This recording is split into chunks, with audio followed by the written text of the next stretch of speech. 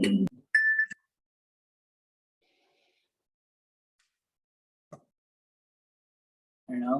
हरिहन्ताणं नमो सिद्धाणं नमो वायुर्याणं नमो वज्रायां नमो भूये सपसाहुणम् सो निज भाव सदा सुखद अपनो करू प्रकाश जो बहुविधि भव दुख को करी सत्यानाश। सभी को पुनः जय जिनेन्द्र।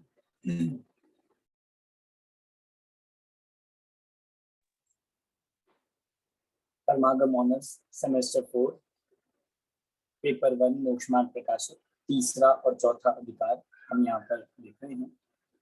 तीसरे चौथे अधिकार में तीसरा अधिकार अपना चल रहा था संसार दुख और मोक्ष सुख का निरूपण। संसार में किस किस प्रकार से दुख है, किस किस प्रकार से जीव यहाँ दुख भोगता है और उन दुखों का कारण क्या है, तो उसको 8 कर्मों की अपेक्षा से और फिर पर्यायों की अपेक्षा से यहाँ पर हम देख रहे थे, जिसमें हमने 8 कर्मों का देखा और पर्यायों में तिर्यंच, नरक और मनुष्य गति तक का वर्णन हमने यहाँ पर देख लिया था। अब जो प्रारंभ हो रहा है ये हमें देवगति के दुख यहाँ से देखने हैं। देवगति के जीवों को किसी प्रकार के दुख है या नहीं, देवगति में भी दुख है क्या, ये प्रश्न जो हमें अंदर में चलता रहता है कि सब देवगति ही जाना चाहते हैं। पर यहाँ शास्त्रों में जिनवाणी ये कहती है कि देवगति में भी पहले ये विचार करें कि सुख है या दुख है, देवगति में जो जीव रह रहे हैं वे सुखी हैं या दुखी हैं, ये बात जानना पहले जरूरी है। तो इसी के आधार से यहाँ पर तोड़मल जी ने लिखा है पेज नंबर 68, पेज नंबर 68 तीसरा अधिकार निकाल लीजिए सभी। आप सब अपनी वीडियोस ऑन कर लीजिए जो भी कर सकते हैं।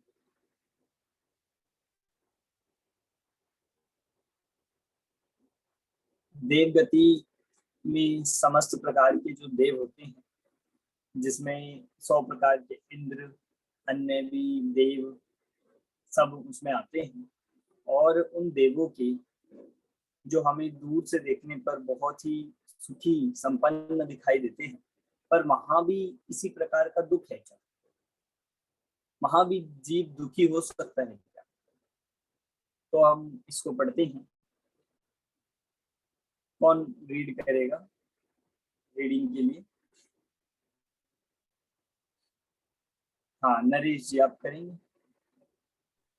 हाँ सर, मैं जस्ट पेज नंबर कौन सा है सर? हाँ जी 68। ओके सर, कहाँ से पढ़ना है? देवगति के दुख से। हाँ जी ठीक है। सबको जय जिनेन्द्र। देवगति के दुख तथा देव पर्याय में ज्ञानादि की शक्ति औरों से कुछ विशेष हैं। वे मिथ्यात्व से अतत्व श्रद्धानी हो रहे हैं तथा उनके कषाय कुछ मंद हैं। भवनवासी व्यंतर ज्योतिषकों के कषाय बहुत मंद नहीं है और उनका उपयोग चंचल बहुत है तथा कुछ शक्ति भी है, सो कषायों के कार्यों में प्रवृत्त हैं, कौतूहल विषयादि कार्यों में लग रहे हैं और उस आकुलता से दुखी ही हैं तथा वैमानिकों के ऊपर विशेष मंद कषाय है और शक्ति विशेष है, इसलिए आकुलता घटने से दुख भी घटता है। आगे पूरा पढ़ लो सर। हाँ, सबसे पहले कह दिया कि देव जो हैं बाकी से थोड़े विशेष हैं। देवों के पास ज्ञान अधिक ज्यादा है, मतलब ज्ञान जो होता है, यदि हम बात करें तो देव कौन से इंद्रिय जीव हैं, कौन से इंद्रिय में आते हैं? ये पंच इंद्रिय। देवों के पास पंच इंद्रिय, और उसमें भी विशेषता सबसे बड़ी ये है, जैसी पंचेंद्रिय बाकी जीवों की हैं, मनुष्यों की है, देवों की उससे कहीं ज्यादा विशेष है। देवों के पास क्योंकि ज्ञान में भी अवधि ज्ञान पाया जाता है, और अवधि ज्ञान की विशेषता ये है कि वो दूर के रूपी पदार्थों को, ऐसे अन्य द्रव्यों को द्रव्य क्षेत्र काल भाव की मर्यादा लिए हुए जान सकते हैं। तो अवधि ज्ञान अपने आप में ही विशेष है, तो इसलिए का ज्ञान आदि की शक्ति उनके पास ज्यादा है। पहले से अगर हम कंपेयर करेंगे, पहले ये कहा था कि जिनके पास ज्ञान आदि की शक्ति कम होती है वो ज्यादा दुखी होती है, और देवों के पास ज्ञान आदि ज्यादा है तो कंपैरेटिवली कहेंगे तो कम दुख है। पर वो ज्ञान जो किसमें कर रहे हैं, तत्व श्रद्धि है, वो ज्ञान चाहे ज्यादा भी हो, चाहे ज्ञान विशेष भी हो, पर यदि वो ज्ञान मिथ्या दर्शन सहित है तो वो ज्ञान मिथ्या ज्ञान है। तो भी उसको अवधि ज्ञान होने पर भी क्या कहते हैं, कुअवधि ज्ञान। अब देवों की कषायों की बात करें तो कषाएं कितनी है। देखिए, पहले कहा था कि ज्ञान और कषायों में इनवर्सली प्रोपोर्शन रिलेशन है। कैसा होता है, ज्ञान बढ़ेगा तो कषाएं कम होगी, कषाएं बढ़ेगी तो ज्ञान कम होगा, और ज्ञान कम होगा तो कषाएं बढ़ेगी, मतलब इस तरह से दोनों तरफ से लगेगा। तो देवों के जब ज्ञान अधिक कहा है तो ऑटोमेटिकली उनके क्या सिद्ध हो गया कि कषाएं कम है, कषाएं मंद है। उसमें भी अगर देव के जो चार भेद होते हैं, कौन कौन से होते हैं चार देव,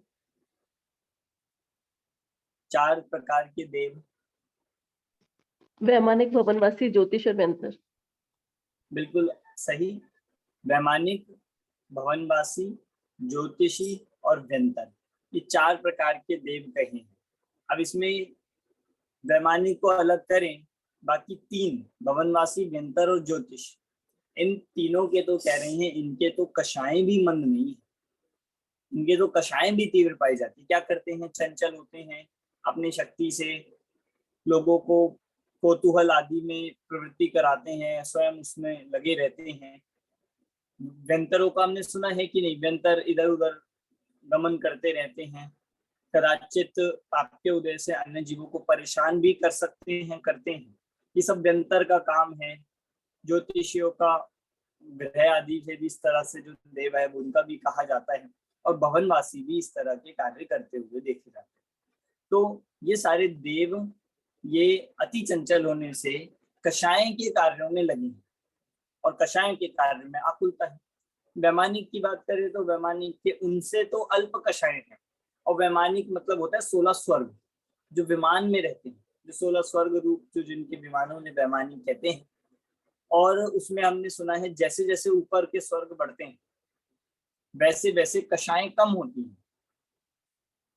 पहले स्वर्ग से लेके 16वें स्वर्ग की कषायों में अंतर आता है, तो जैसे जैसे ऊपर बढ़ते हैं कषाएं घटती जाती है, शक्ति बढ़ती जाती है, पर आकुलता घट, इसलिए आकुलता घटने से दुख भी घटता है। मतलब ऊपर ऊपर के देवों में कंपैरेटिवली पहले दूसरे देवों से, स्वर्ग के देवों से दुख कम है।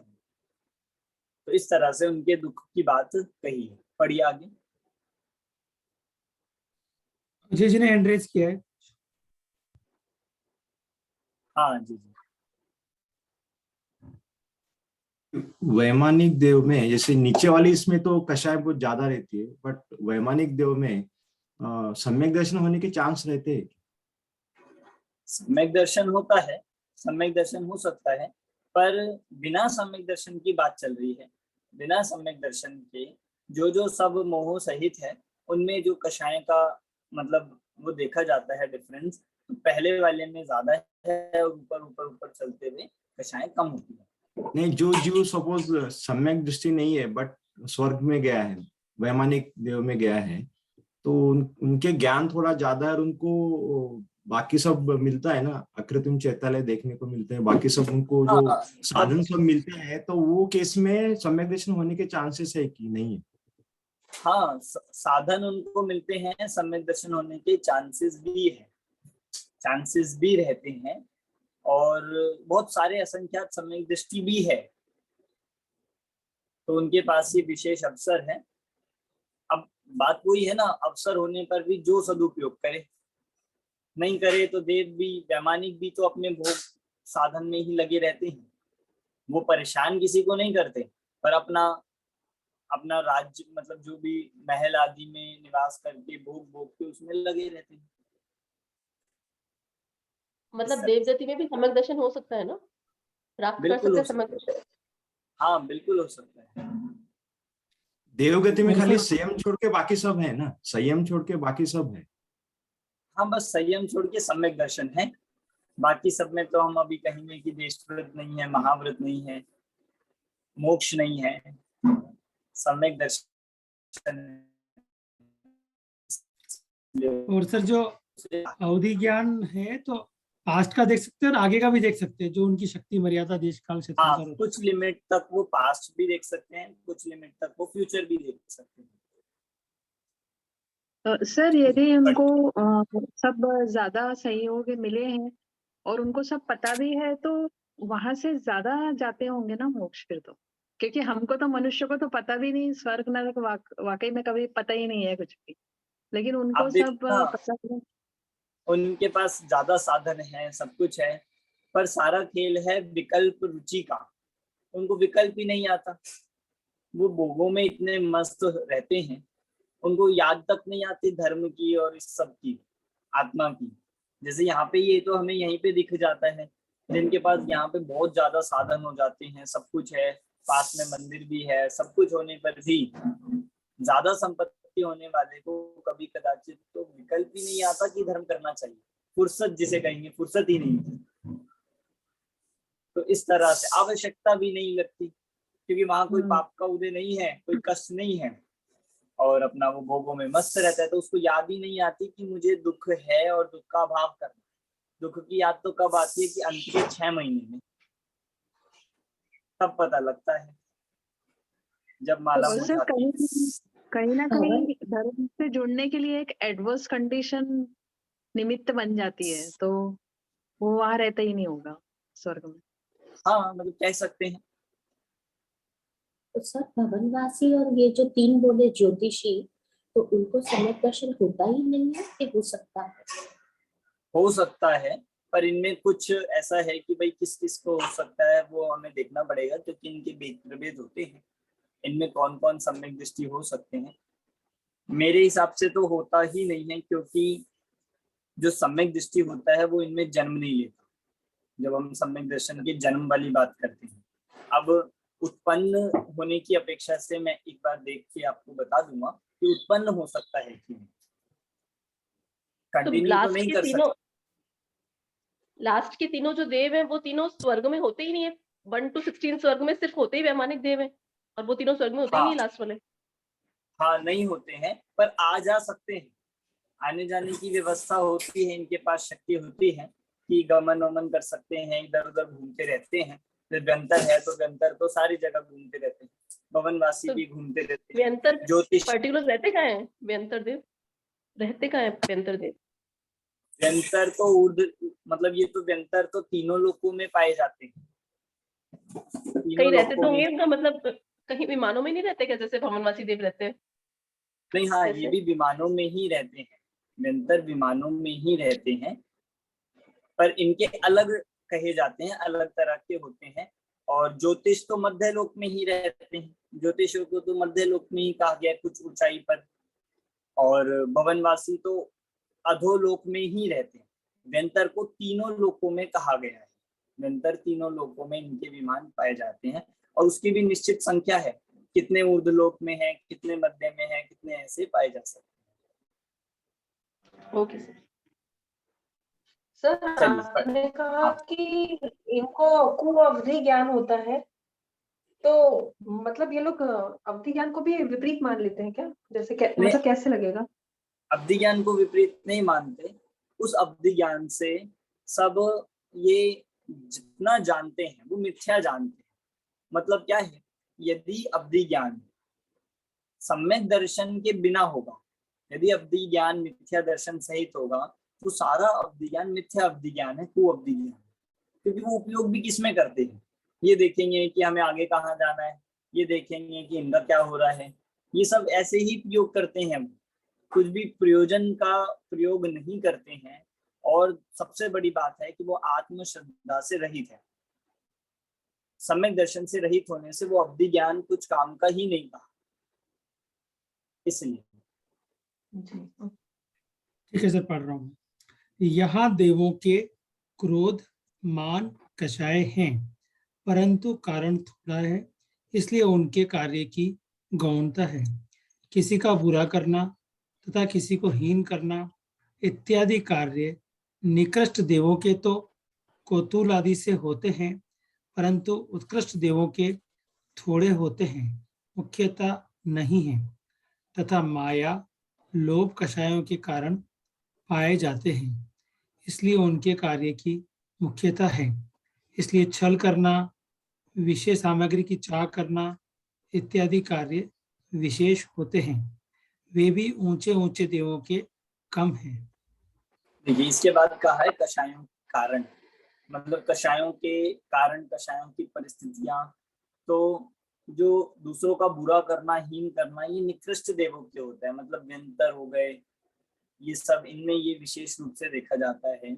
पर जैसे जैसे ऊपर वाले देव होते हैं, उत्कृष्ट देव होते हैं, वो किसी कौतूहल आदि कषायों के कार्यों में लगे ही नहीं, वे अपनी लाइफ में ही खाने पीने भोगने में मस्त हैं।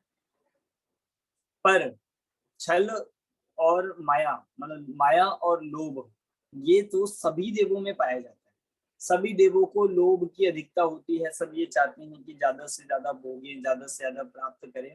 तो इस तरह से जैसे जैसे ऊपर बढ़ते जाते हैं, तो ये लोभ और माया आदि जो विषय सामग्री जुटाने की प्रवृत्ति, ये भी कम हो जाती है।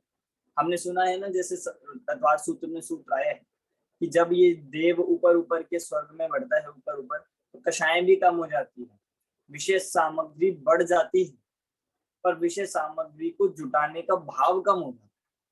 ज्यादा संपन्न होते हैं ऊपर वाले, पर इच्छा कम होती जाती है, तो इस तरह से उनको करना ही नहीं पड़ता लोग बढ़िया। तथा हास्य, रति, कषाय के कारण बहुत पाए जाते हैं, इसलिए उनके इनके कार्यों की मुख्यता है।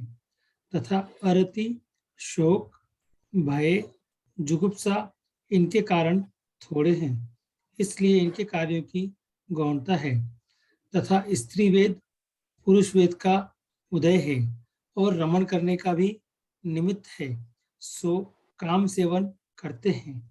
ये भी कषाय ऊपर ऊपर मंद हैं। अहम इंद्रों के वेदों की मंदता के कारण काम सेवन का अभाव है। इस प्रकार देवों के कषाय भाव हैं और कषाय से ही दुख है।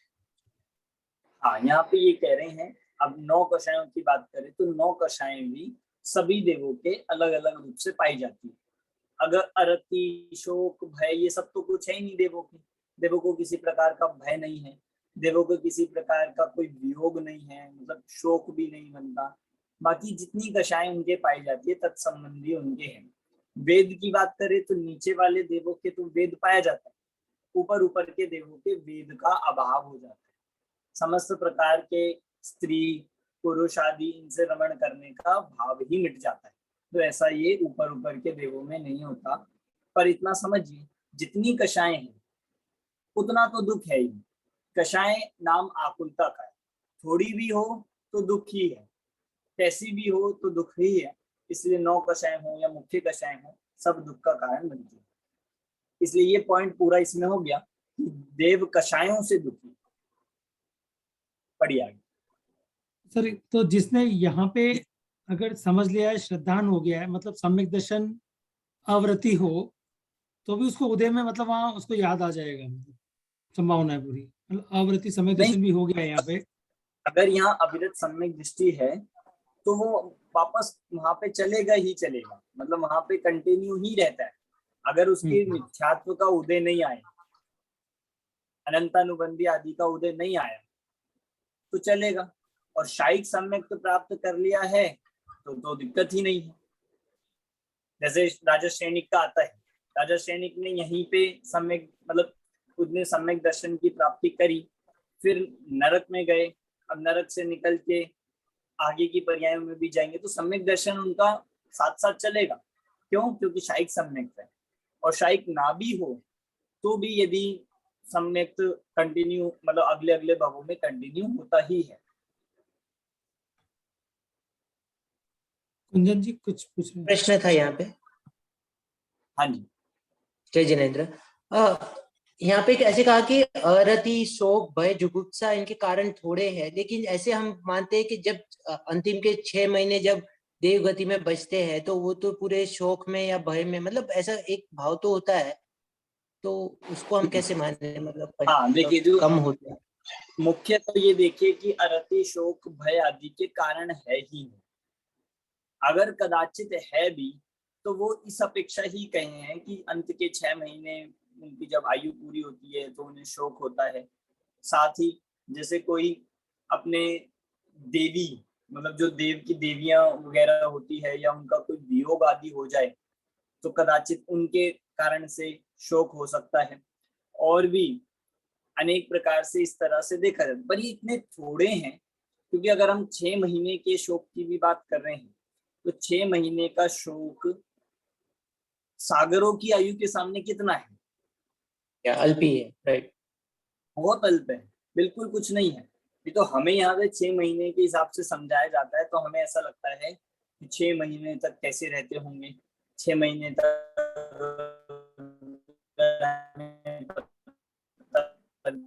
वाली है तो क्या। पर आप सोचो,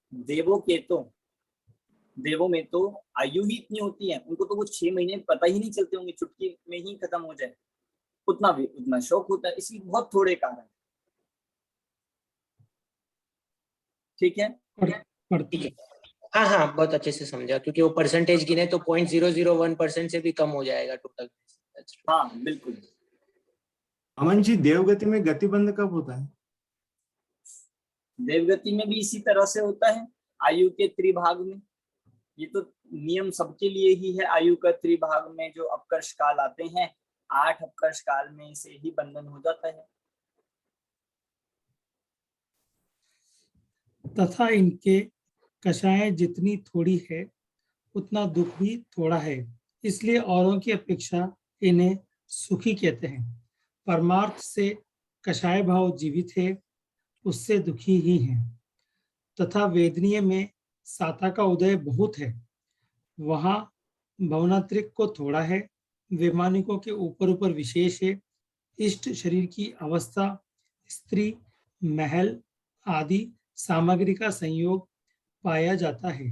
तथा कदाचित किंचित असाता का भी उदय किसी कारण से होता है। वह निर्कृष्ट देवों के कुछ प्रकट भी है, परंतु उत्कृष्ट देवों के विशेष प्रकट नहीं है। तथा आयु बड़ी है, जगन्य आयु 10,000 वर्ष और उत्कृष्ट 31 सागर है। इससे अधिक आयु का धारी मोक्ष मार्ग प्राप्त किए बिना नहीं होता। सो इतने काल तक विशेष सुख में मग्न रहते हैं। तथा नाम कर्म की, देवगति आदि सर्व पुण्य प्रकृतियों का ही उदय है, इसलिए सुख का कारण है। और गोत्र में उच्च गोत्र ही उदय है, इसलिए महंत पद को प्राप्त है। हाँ देखिए, यहाँ पर अब कषाय हो गई, उसके बाद बाकी कर्मों से कह रहे हैं।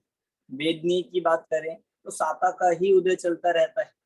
भवनत्रिकों को थोड़ा है, वैमानिकों के ऊपर विशेष, मतलब जो निकृष्ट देव हैं उनके साता कम है, उनके यानी उस साता भी देखी जाती है। और जो ऊपर के देव हैं उनके तो साता ही प्राप्त होती है। कदाचित किंचित असाता का भी उदय किसी कारण से होता है। निकृष्ट देवों के होता है, कुछ प्रकट होता है, उत्कृष्ट देवों के विशेष वो भी नहीं होता। आयु की बात करें तो आयु बहुत बड़ी है, मतलब ये बताना चाह रहे हैं कि देवों में यदि आप 8 कर्मों की अपेक्षा बात करोगे तो 4 आघाती में से तो सब कुछ अच्छा है। वेदनीय में साता का उदय मुख्यता से है। गोत्र भी ये कह रहे हैं उच्च गोत्र का ही उदय है। नाम कर्म की बात करें तो सारी पुण्य प्रकृतियों का उदय देवों के होता है। सबसे ज्यादा सुंदर शरीर, सबसे ज्यादा उत्कृष्ट शरीर होता है। कोई मलमूत्र नहीं होते हैं, किसी प्रकार की कोई रोग नहीं होता, भूख नहीं लगती, प्यास नहीं लगती, उत्कृष्ट शरीर होता है। और आयु भी बात करें तो आयु भी ज्यादा है। इसका मतलब आघाती कर्मों का तो उनका उदय बहुत अच्छा चलता है, कोई परेशानी नहीं है, पर फिर भी दुखी है। इससे ये बात पता चलती, इससे बहुत बड़ा एक मतलब कंक्लूजन निकलता है कि इन आघाती कर्मों के फल से कोई सुखी होता ही नहीं। अगर इनसे सुखी होते तो देवों को सुखी होना चाहिए था। बहुत बड़ी आयु, कितनी आयु चाहिए बताइए आपको सबको? नरेश जी, कितनी आयु चाहिए? पहले भी मैंने 33 सागर की आयु चाहिए, पर 33 सागर की आयु में 2 जगह मिलती है। 33 सागर की आयु कौन से वाली चाहिए? एक नरक में और एक स्वर्ग में। सातवें नरक में मिलती है और एक ऊपर के सर्वार्थ सिद्धि में मिलती है। तो आयु अधिक से कोई संबंध नहीं है। आयु अधिक मिलने पर भी ये कह रहे हैं यदि विषय सुख में मग्न रहता है तो दुखी है। जितनी अधिक आयु, तो ये कहा अधिक आयु का धारी मोक्ष मार्ग प्राप्त किए बिना नहीं होता। पहली बात, ये बहुत बड़ी बात है, बिल्कुल नोट करने लायक है। उत्कृष्ट आयु वाले देव यदि बनना भी है तो वो बिना सम्यक दर्शन के नहीं होगा। और जब हम पढ़ेंगे शास्त्रों में तो हमें ये भी मिल जाएगा कि मिथ्या दृष्टि कौन से स्वर्ग तक उत्कृष्ट जा सकता है, मिथ्या दृष्टि, और ऊपर के स्वर्ग सम्यक दर्शन सहित ही प्राप्त हो सकते हैं। तो इस तरह से मतलब ये बताया ना, 90 ग्रेव्य तक ये जीव मिथ्यात्व सहित जा सकता है। और उत्कृष्ट आयु वाले चाहिए तो सम्यक दर्शन मोक्ष मार्ग के बिना प्राप्त हुए बिना नहीं जा सकते। ठीक है, ये बाकी कर्मों का हुआ। चलिए आगे पढ़िए। सर इसमें जो देवियों की बात आई, तो जैसे देवों की आयु होती है वैसे देवियों की भी आयु होती है या उनका डिफरेंट होता है? नहीं, देवियों की भी होती है और देवियों की आयु अपनी डिफरेंट चलती है। ऐसा भी होता है, ये भी वर्णन आपने सुना होगा, एक देव की आयु में, जो एक सौधर्म में इंद्र होता है उसकी आयु में लाखों देवियां आके चली जाती है। देव की आयु इतनी अधिक गई है, कितनी नील रानियां कही गई हैं, मतलब उसके इतनी अधिक रानियां होती हैं। एक देव की आयु पूरी नहीं होती है, इतने में लाखों देवियों आयु पूरी होके जाती रहती है। तो एक जाति दूसरी प्रकट हो जाती है तो उनका हाँ, शक्ल वगैरह डिफरेंट होता है उनका, लेकिन मतलब वो डिफरेंट हाँ, उनको बिल्कुल होता है। मतलब वो सब उनका डिफरेंट रहता है, पर वो तो देव का क्योंकि नियोग है कि उसको इतनी रानियों का संयोग मिलना ही है, इतनी देवियों का संयोग मिलना ही है। तो यदि देवी की आयु पूरी भी होती है तो उसको पुण्य के उद्देश्य से दूसरी मिल जाती है। ये देवी बनती कौन है सर? ये देवों का तो बहुत आता है, पर देवी कौन बनती है? यही जो स्वर्ग में जाने वाले यही देवी बनते हैं, क्योंकि स्वर्ग में दोनों लिंग पाए जाते हैं, स्त्री भी और पुरुष। तो कोई जरूरी नहीं है हम स्वर्ग में भी जाएं और देव ही बने, देवी भी बन सकते हैं, ऐसा भी देखा जाता है। सर उत्कृष्ट आयु 31 सागर लिखी है, 33 सागर होनी चाहिए ना? ये जो कही है 31 सागर, ये स्वर्गों की कही है, 16 स्वर्ग तक की कही है ये। और उसके बाद जो 33 सागर होती है वो सर्वार्थ सिद्धि की है और वो मोक्ष मार्ग सहित ही होती है। यहाँ क्योंकि मिथ्यात्व सहित की बात चल रही है, तो मिथ्यात्व सहित ही कितनी आयु में जा सकता है? उत्कृष्ट 31 सागर। ठीक है, ठीक है। किसी को कुछ इसमें ऐड करना हो, करेक्ट करना हो? चलिए। इस प्रकार इनको पुण्य उदय की विशेषता से इष्ट सामग्री मिली है और कषायों से इच्छा पाई जाती है, इसलिए उसके भोगने में आसक्त हो रहे हैं, परंतु इच्छा अधिक ही रहती है, इसलिए सुखी नहीं होते। उच्च देवों को उत्कृष्ट पुण्य उदय है, कषाय बहुत मंद है, तथापि उनके भी इच्छा का अभाव नहीं होता, इसलिए परमार्थ से दुखी ही है। इस प्रकार संसार में सर्वत्र दुख ही दुख पाया जाता है। इस प्रकार पर्याय उपेक्षा से दुख का वर्णन किया। हाँ, मतलब लास्ट में ये कह दिया, चाहे उत्कृष्ट देव हो जिनकी कषाएं बहुत कम हो, ज्ञान बहुत हो, सामग्री बहुत हो, पर फिर भी जितनी इच्छा है उतना तो दुख है। इच्छा से सर्वत्र जीव दुखी है और इच्छा के अभाव से ही सुख होता है। इसीलिए संसार में सर्वत्र दुख ही दुख है, इस पर्याय अपेक्षा दुख का वर्णन किया। अब किस किस को जाना है स्वर्ग, कौन कौन जाना चाहता है? मोक्ष आप जाएंगे कहोगे कि अब भी पूछे, मतलब अब भी आप कुछ भी कहो, जाएंगे तो हम, मतलब जाना तो है। आप कितना समझा लो कि दुख है तो भी दुख होगा, पर जाएंगे तो स्वर्ग। बताइए कहाँ जाना है? क्योंकि लक्ष्य तो अगर मोक्ष है। हाँ, लक्ष्य मोक्ष है और रास्ते में स्वर्ग भी आता ही है। ज्ञानी सम्यक दृष्टि जीव होते हैं, ज्ञानी सम्यक दृष्टि जीवों के, उनकी दृष्टि तो, उनका प्रयोजन, उनका लक्ष्य तो मोक्ष ही होता है। पर रास्ते में उस मोक्ष मार्ग को यदि प्राप्त नहीं होता है तो स्वर्ग तो ऑटोमेटिकली मिल जाता है, बाय डिफॉल्ट ही प्राप्त हो जाता है, उसकी इच्छा नहीं करनी पड़ती। और यहाँ तक सुन लीजिए, यदि स्वर्ग की इच्छा करेगा, स्वर्ग में अगर इसको इच्छा है, और स्वर्ग में मतलब इच्छा मतलब कहीं ना कहीं सुख बुद्धि है, तो उस सुख बुद्धि से स्वर्ग भी नहीं मिलेगा। अब आपसे स्वर्ग जाना है कि नहीं, ये कह रहे हैं यदि स्वर्ग भी जाना है तो प्रयत्न मोक्ष का करो, और यदि मोक्ष ही मिल जाएगा फिर क्या स्वर्ग जाना है। तो लक्ष्य एकमात्र मोक्ष प्राप्ति का ही होना चाहिए, क्योंकि स्वर्ग में जाने की इच्छा ये एक बहुत बड़ी सैद्धांतिक भूल हो जाएगी, तात्विक भूल है। क्यों? यदि स्वर्ग में जाने की इच्छा हो रही है, इसका मतलब अभी भी विषय सुख की कामना है। विषय सुख की कामना है, इसका मतलब अभी इस जीव की सच्ची भूल मिटी नहीं है। क्योंकि आपको क्यों जाना है स्वर्ग में, बताइए क्या एक्स्ट्रा मिलेगा वहां पर? कुछ भी नहीं, जो सब है यहाँ है, और बल्कि यहाँ से कम मिलेगा। बोलो तैयार हो कि नहीं? यहाँ आप देश व्रत धारण कर सकते हो, महाव्रत धारण कर सकते हो, यहाँ से मोक्ष जा सकते हैं मनुष्य गति से, स्वर्ग से नहीं जा सकते। फिर भी आप स्वर्ग जाने की इच्छा कर रहे हो, इसका मतलब आपका लक्ष्य कुछ और है। तो इस तरह से हमें विचार करना चाहिए, अपने परिणामों को सोचना चाहिए कि ऐसा स्वर्ग हमने कितनी बार प्राप्त किया होगा। कुंदन जी? अनंतों बार। अनंतों बार। पंच परावर्तनों में स्वर्ग की भी कोई ऐसी अवस्था नहीं है जो मिथ्यात्व सहित होती हो और हमने ना प्राप्त की। अब बताओ जाना है कि नहीं? सोचना, बोलने की नहीं है ये बात, कि विचार करने की है कि हम अंदर से क्या चाहते हैं।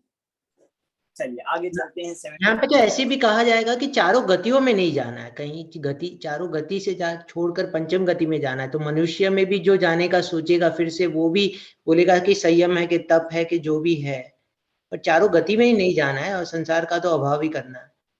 बिल्कुल, चारों गति में ही नहीं जाना है, गतियों का अभाव करना है, संसार से पार होना है। अब उसमें जो जो बीच में अपने आप देखिए, इच्छा और हमारा प्रयोजन तो ये होना चाहिए, बाकी तो जैसा कर्म का उदय होगा, जैसी आयु बंधन होगी, वैसा उसके उदय अनुसार अवस्था बनती जाएगी। ठीक है, चलिए। अमन जी, एक प्रश्न ऐसा हो रहा है कि वैमानिक देवों के जब हम गिनेंगे, या फिर हम ऐसे गिनेंगे कि सर्वार्थ सिद्धि में जो है वो तो बहुत ही धर्मिष्ठी होते हैं, मतलब धर्म के जो बहुत ही मतलब पालन करने वाले होते हैं, भले संयम ना हो, लेकिन और उनके समय भी वहां पे जो बीतता है वो भी धर्म के कार्य में ही बीतता है। ऐसा ये मानना गलत होगा? और दूसरा ये कि उनके अगर हम ऐसे देखें तो उनके जो हम दुख, उसको भी जब दुख कहा जाए कहते हैं, तो उसे कैसे ले? मतलब देखिए, सबसे अगर हम सर्वार्थ सिद्धि की भी बात कर रहे हैं, क्योंकि उनका मैक्सिमम टाइम तत्व चर्चा में बीतता है। तत्व चर्चा जो शास्त्रों में आता है कि अधिक से अधिक समय उनकी चर्चा चलती है, लंबे लंबे सागरों तक चर्चा चलती है। तो वे सुखी हैं कि दुखी हैं? आप सोचिए कि जितना मतलब जो तत्व चर्चा का पॉइंट है, जो उस अपेक्षा से बात कह रहे हैं, तो तत्व जो सुनेगा पढ़ेगा उसके तत्संबंधी सुख होगा, उतना उसके सुख है। आकुलता का अभाव है, कषाय मंद होती है, जो जो तत्व ज्ञान का फल है वो उनको मिलेगा। यद्यपि संयम धारण नहीं कर सकते, और वो सम्यक दृष्टि तो होते ही है, सम्यक दृष्टि होते ही है। तो सिर्फ दुख कितना है, उनके दुख जितनी सिर्फ देव गति में जो कषाय अंश बाकी है, जो अभी राग अंश बाकी है, जितनी सूक्ष्म कषाएं अभी शेष हैं, तत्संबंधी उनके दुख कहा जाए। और अगर हम थोड़ा और की अपेक्षा से आत्मस्थिरता भाव का है, सम्यक दर्शन है पर आत्मस्थिरता नहीं है, क्योंकि आत्मस्थिरता होती तो फिर चारित्र हो जाता। तो आत्मस्थिरता के अभाव से दुखी है। जैसे यहाँ हम बात करें तीर्थंकर है, तीर्थंकर जो होते हैं वे जन्म से सम्यक दृष्टि होते हैं, तो सम्यक दृष्टि होने पर उनको किस बात का दुख, बताइए? तीर्थंकरों को कुछ दुख होता है कि नहीं? अगर हम इस बात को अगर तीर्थंकरों पे लगा के देखोगे तो आपको समझ आ जाएगा। तीर्थंकरों को दुख नहीं है तो भी वो घर छोड़ना चाहते हैं, तो भी वो घर का त्याग करना चाहते हैं, इसका मतलब दुख है। जितनी अभी ये परिग्रह है उसका दुख है, जितनी अभी कषाय अंश है, राग अंश है, उसका दुख है। और वो किससे आएगा? आत्मस्थिरता से ही आता है। रत्नत्रय की प्राप्ति नहीं है, वो तो समझ में आ गया है। हाँ, नहीं, सर्वार्थ सिद्धि वालों को तो है ही, सम्यक दर्शन भी है, सम्यक सम्यक ज्ञान दर्शन भी है, लेकिन सम्यक ज्ञान, सम्यक चारित्र नहीं है, तो रत्नत्रय तो नहीं ही हुआ, राइट? देखिए सम्यक चारित्र भी होगा ही, क्योंकि तीनों एक साथ ही होते हैं। सम्यक चारित्र भी है, पर देश चारित्र और महाव्रत जिसे हम कहेंगे सकल चारित्र, वो नहीं है, संयम नहीं है। चारित्र है पर संयम नहीं है। तो कषाय अभी है, मतलब कषायों का अभी पूरी तरह से अभाव नहीं हुआ है, सिर्फ अनंतानुबंधी संबंधी अभाव हुआ है, तो उतना दुख मिट गया है। तो बिल्कुल कथनचित कथन कर, मतलब विवक्षा आपको समझनी होगी। ठीक है। हाँ, आगे अब कौन पढ़ेगा? अगला प्रकरण अपना शुरू हो रहा है, दुख का सामान्य स्वरूप।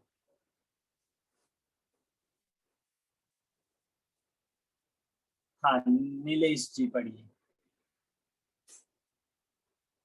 पेज नंबर 70, दुख का सामान्य स्वरूप। अब जो यहाँ प्रकरण आ रहा है, 4 प्रकार की इच्छाएं, इच्छा भी 4 प्रकार की होती है क्या? अब ये प्रकरण बहुत ही नया है, कहीं अन्यत्र हमें इस तरह का देखने के लिए नहीं मिलता है। टोडरमल जी का मौलिक प्रकरण है। अब इस सर्व दुख का सामान्य स्वरूप कहते हैं। दुख का लक्षण आकुलता है और आकुलता इच्छा होने पर होती है। 4 प्रकार की इच्छाएं। इस संसारी जीव के इच्छा अनेक प्रकार की पाई जाती है। एक इच्छा तो विषय ग्रहण की है, उससे यह देखना जानना चाहता है, जैसे वर्ण देखने की, राग सुनने की, अव्यक्त को जानने की इत्यादि इच्छा होती है। वहाँ अन्य कोई पीड़ा नहीं है, परंतु जब तक देखता जानता नहीं है तब तक महाव्याकुल होता है। इस इच्छा का नाम विषय है। पढ़ूं? हाँ, देखिए, पहली प्रकार की इच्छा बताई है विषय इच्छा, इसका नाम ये विषय। इसको हम कह सकते हैं विषयों को भोगने की इच्छा, पहली इच्छा, जिसमें ये कह रहे सबसे पहले दुख का लक्षण बता दिया। दुख का लक्षण है आकुलता। आपको कहीं पहचानना हो कि यहाँ दुख है या सुख है, दुख, ये काम में हमें दुख हो रहा है या सुख हो रहा है, तो आप एक ही पैरामीटर से नाप सकते हो, आकुलता। आपको इसमें आकुलता कितनी हो रही है? कोई बिजनेस है, कोई जॉब है, कोई काम है, कोई भी किसी भी तरह का कार्य है, यदि उसमें आकुलता पाई जा रही है तो वो दुख है।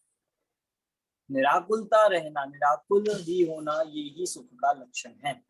सबसे पहले कह रहे हैं विषय भोगने की इच्छा। तो सबसे पहले तो भाई ये पहली इच्छा तो सबसे कॉमन है और सबसे ज्यादा पाई जाती है कि मुझे ज्यादा से ज्यादा वस्तुएं भोगने में मिले, वस्तु की प्राप्ति और वस्तुएं भोगे, सबको देखूं, सबको सुनूं, सबको खाऊं, इस तरह की इच्छा। अव्यक्त को जानने की इच्छा, सुनने की, बातें करने की, चर्चा करने की, लोगों से बातें करके चर्चा करने की जो इच्छा हो रही है, ये कितनी होती है कि नहीं? किसी से 4 दिन बात ना हो, 10 दिन बात ना हो, कोई रिश्तेदार, कोई इनसे फैमिली, तो ऐसा लगने लगता है कि बहुत दिन हो गए। अव्यक्त को जानने की इच्छा, कहाँ क्या हो रहा है, कौन क्या कर रहा है, उसके लिए प्रतिदिन न्यूज़पेपर पढ़ता है कि देखे तो देश विदेश में क्या चल रहा है। तो ये इच्छा है कि नहीं? और इस इच्छा के नाम पे कहीं ना कहीं आकुलता है, दुख ही है। नहीं मिले तो कैसा लगता है आप सोचो। जिनको न्यूज़पेपर पढ़ने की हैबिट हो रोज और उनको नहीं मिले एक दिन, कैसा लगता है एकदम भाई, आकुलता लगती है। आज हमें पता ही नहीं चला क्या हो गया देश में, आज पता ही नहीं चला क्या क्या बदल गया। तो ये आकुलता है जानने की। इस तरह की इच्छा को कहा है विषय को जानने, देखने, भोगने की इच्छा। पहले। दूसरा पढ़िए। एक इच्छा कषाय भाव के अनुसार कार्य करने की है, जिससे वह कार्य करना चाहता है, जैसे बुरा करने की, हीन करने की इत्यादि इच्छा होती है। यहाँ भी अन्य कोई पीड़ा नहीं है, परंतु जब तक वह कार्य न हो तब तक महाव्याकुल होता है। इस इच्छा का नाम कषाय है। हाँ, दूसरी है कषाय। अभी दूसरी इच्छा, पहली इच्छा तो थी विषय भोगने की, दूसरी इच्छा ही है कषाय करने। अब ये भी सेकंड तरह की चलती रहती है, कषाय करने की इच्छा।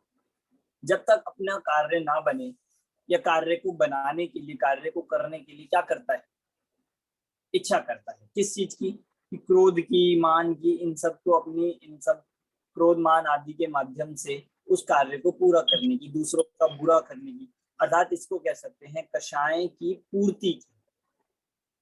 कषाय की पूर्ति की ये दूसरे नंबर की इच्छा है। तो इस तरह से क्रोध करना, मान करना, लोभ के नाम पर वस्तु की प्राप्ति करना, छल से वस्तु का कार्य सिद्ध कर देना, ये सारी इच्छा निरंतर चलती है कि नहीं? आप इन चारों इच्छाओं को बिल्कुल प्रैक्टिकल फील करना। पहली तो विषय भोगने की है ही, दूसरी कषायों को पूरी करनी की। किसी के प्रति क्रोध आ रहा है तो ये इच्छा है क्रोध की, और जब तक वो चलती रहती है तब तक दुख रहता है, तब तक इसको शांति नहीं लगता है कि इच्छा मेरी पूरी। इसलिए इस तरह की इच्छा को दूसरे नंबर में गया है कषाय की इच्छा। और ये देखना, ये कौन से जीव पे लगेगी? ये सारे जीवों पे लगेगी, पूरे संसारी जीवों, तिर्यंचों पे भी, देवों पे भी, नारकियों पे भी, मनुष्य, मतलब जिसकी जितनी कषाय उतनी इच्छा। इस तरह से। तीसरा पढ़िए। एक इच्छा पाप के उदय से जो शरीर में या बाह्य अनिष्ट कारण मिलते हैं उनको दूर करने की होती है, जैसे रोग, पीड़ा, क्षुधा आदि का संयोग होने पर उन्हें दूर करने की इच्छा होती है। सो यहाँ यही पीड़ा मानता है, जब तक वह दूर न हो तब तक महाव्याकुल रहता है। इस इच्छा का नाम पाप का उदय है। हाँ, तीसरी प्रकार की इच्छा है पाप का उदय।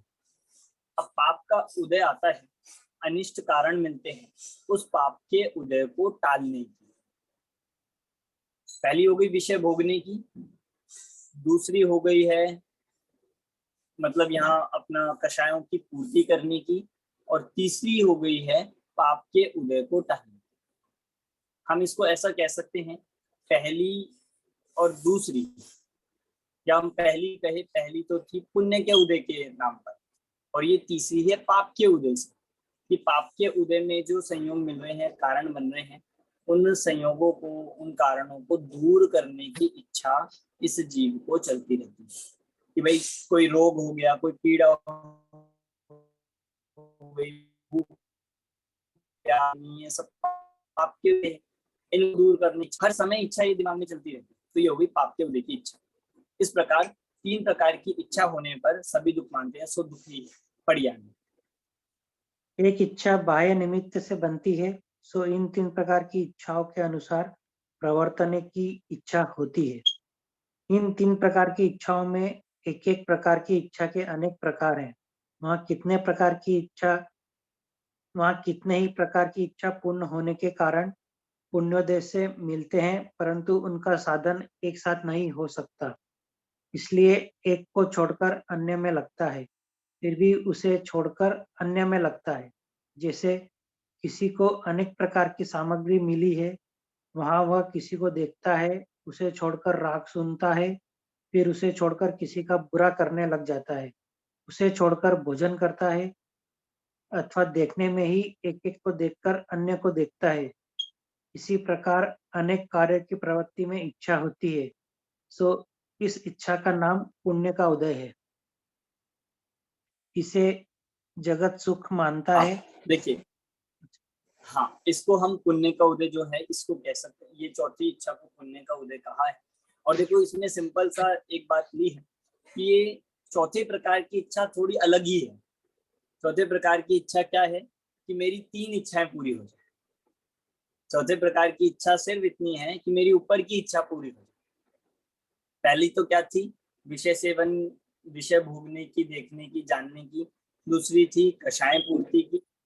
तीसरी थी पाप का उदय ना आए, पाप का उदय टालने की तीसरी। और चौथी थी कि मेरी ऊपर की 3 पूरी हो जाए। जैसे बोलते हैं कोई कि मुझे गाड़ी चाहिए, मकान चाहिए और एक बड़ा सा, मतलब बहुत अच्छे गाड़ी, सब कुछ चाहिए।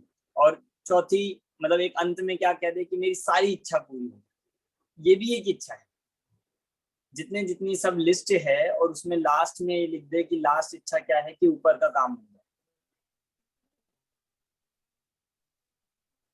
तो ये इच्छा ऐसी है कि ऊपर की ना भी हो, अंतिम वाली यदि रहेगी, अंतिम वाली इच्छा इसकी पूरी होगी तो फिर सारी हो जाए। इसलिए इसको कहा है सो ऐसी इच्छा का नाम है पुण्य का उदय। क्योंकि जो ऊपर की 3 इच्छा है वो बिना पुण्य के उदय पूरी नहीं होगी। पुण्य का उदय होगा तब विषय जानने की, विषयों की प्राप्ति होगी, विषय ग्रहण कर सके। पुण्य का उदय होगा तब कषाय भाव से जो अपने कार्य चाहता है वो कार्य पूरे होंगे। बिना पुण्य के उदय के वो कार्य भी पूरे नहीं होंगे।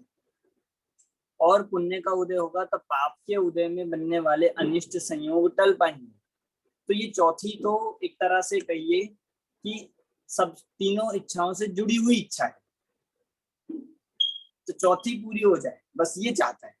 तो इस तरह से कह रहे हैं, चौथी इच्छा से देखकर ऐसा लगता है कि एक इच्छा पूरी होती है तत्काल दूसरी खड़ी हो जाती है। एक पूरी हुई, एक का साधन हुआ, फिर दूसरी आ गई, फिर दूसरी पूरी हुई, फिर तीसरी उत्पन्न हो गई। तो ये इच्छाओं का मतलब मल्टीपल करता जाता है और उसी में आकुलता है और उस कारण से ये जीव दुखी है। पढ़िए आगे।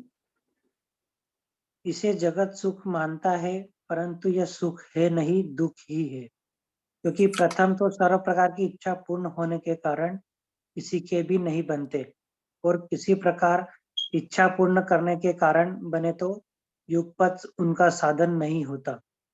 तो एक का साधन जब तक न हो तब तक उसकी आकुलता रहती है, और उसका साधन होने पर उसी समय अन्य के साधन की इच्छा होती है, तब उसकी आकुलता होती है। एक समय भी निराकुल नहीं रहता, इसलिए दुख ही है। अथवा 3 प्रकार की इच्छा रूपी रोगी को मिटाने का किंचित उपाय करता है, इसलिए किंचित दुख कम होता है। सर्व दुख का तो नाश नहीं होता, इसलिए दुख ही है। इस प्रकार संसारी जीवों को सर्व प्रकार से दुख ही है। हाँ, पढ़िए आगे पढ़िए। तथा यहाँ इतना जानना कि 3 प्रकार की इच्छा से सर्व जगत पीड़ित है, और चौथी इच्छा तो पुण्य का उदय आने पर होती है, तथा पुण्य का बंध धर्मानुराग से होता है। परंतु धर्मानुराग में जीव कम लगता है, जीव तो बहुत पाप क्रियाओं में ही प्रवृत्ता है, इसलिए चौथी इच्छा किसी जीव के किसी काल में ही होती है। हाँ, देखिए, ये बहुत इंपॉर्टेंट बात, ये पैराग्राफ लिया। ऊपर वाली बात तो हमने देख ली थी। फिर ये कह रहे हैं कि सारे जगत के जीवों के 3 इच्छा तो चल ही रही है, चौथी इच्छा तो उन्हीं की होगी जिनके पुण्य का उदय होगा। क्योंकि उसमें यही कहा ना कि मेरी बाकी इच्छाएं पूरी हो। बाकी इच्छा कैसे पूरी होगी? पुण्य के उदय से।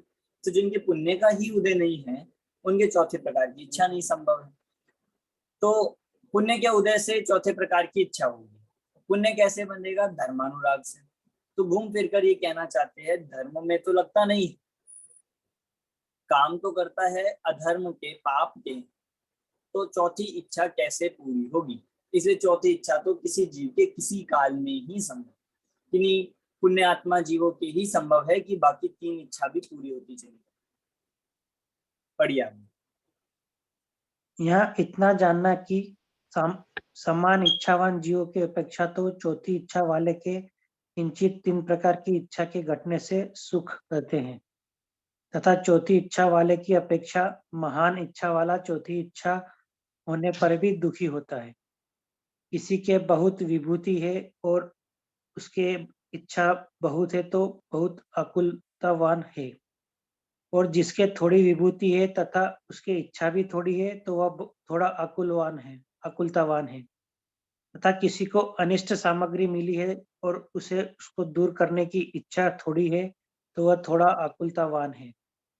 तथा किसी को इष्ट सामग्री मिली है परंतु उसे उसको भोगने की तथा अन्य सामग्री की इच्छा बहुत है तो वह जीव बहुत अकुलतावान है। इसलिए सुखी दुखी होना इच्छा के अनुसार जानना बाह्य कारण के अधीन नहीं है। समझ आ रहा है आप सभी को? मतलब ये तो रीडिंग में ही हमें समझ में आना चाहिए।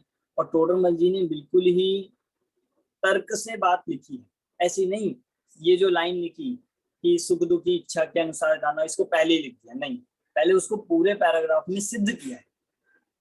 पहले पूरे उस पैराग्राफ में उसको हेतु से, कारणों से, उदाहरण से सिद्ध किया है।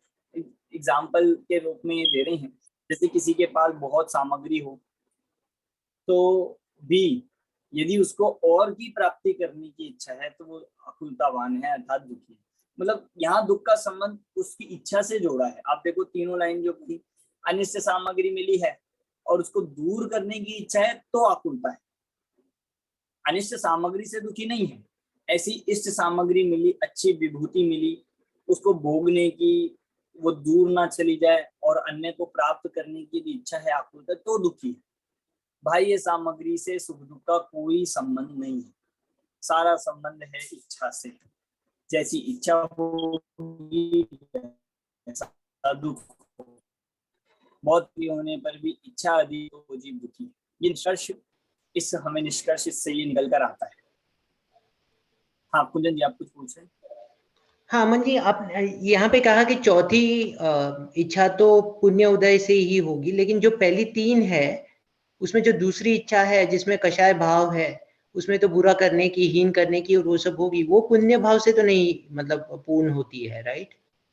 हाँ मतलब इसको हम ऐसा कहेंगे कि चाहता तो है कि मेरा कार्य बने, और उस चाहने को ही कह रहे हैं, इसका नाम है कषाय, इसका नाम है आप, ये इच्छा है। अब वो पूरी तो कदाचित कभी पुण्य का उदय, मतलब मान लीजिए जैसे वो जो चाह रहा है उसकी प्राप्ति होना, जो चाह रहा है वो कषायों की पूर्ति होना, पुण्य से ही तो होती है। कषायों की पूर्ति पुण्य से ही होती है। पर कदाचित पुण्य का उदय ना हो तो हर किसी के वो देखा नहीं जाता, पर इच्छा सबके होती है। अब नारकी का एग्जाम्पल अगले पैराग्राफ में देंगे, नारकी और देवों का, उससे हमें और समझ में आ जाएगा ये बात। ठीक है। तो जैसे क्रोध की इच्छा तो नहीं होती ना, ऐसे क्रोध को इच्छा क्यों बोल रहे हैं? किसकी इच्छा होती है क्रोध करने की? हाँ बल्कि और बाद में देखो पछतावा होता है। इसको यहाँ पर थोड़ा सा टोडरमल जी बात ऐसे करके बता रही हैं। क्रोध की इच्छा मतलब यहाँ क्रोध की इच्छा का अर्थ है अपने क्रोध की पूर्ति करने की इच्छा। वो उसमें गर्वित है, उसका वो भाव यही है। जैसे किसी पे क्रोध आया तो क्या मन होता है कि वो दूर चला जाए, उसको दूर कर दें, या क्रोध आया है तो ये काम बना लूं, बिगाड़ दूं, इस तरह की जो इच्छा, इसी को कह रहे हैं क्रोध की इच्छा है ये। तो इसको कषाय नाम की इच्छा ही यहाँ पर कह दी है कि ये कषायों, क्योंकि इन इच्छा के बेस मूल में कौन है? कषाय है, इसलिए इन इच्छा को कषाय ही कहते हैं। ठीक है। अब और कौन पढ़ेगा आगे?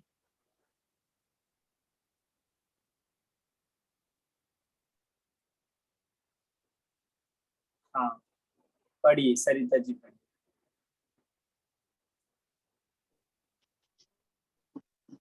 इस प्रकार जो इच्छा होती है वह मिथ्यात्व, अज्ञान, असंयम से होती है, तथा इच्छा है वो आकुलतामय है, और आकुलता है वह नहीं, दुख है। इसके ऊपर वाला पैराग्राफ से पढ़िए। ओह हाँ सर, सॉरी मिस कर दी। नारकी दुखी और देव सुखी कहे जाते हैं, वह भी इच्छा की ही अपेक्षा कहते हैं, क्योंकि नारकियों को तीव्र कषाय से बहुत इच्छा बहुत है, और देवों के मंद कषाय से इच्छा थोड़ी है, तथा मनुष्य तिर्यंचों को भी सुखी दुखी इच्छा ही की अपेक्षा जानना।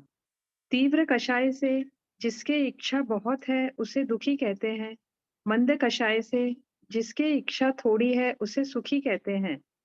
परमार्थ से दुख ही बहुत या थोड़ा है, सुख नहीं है।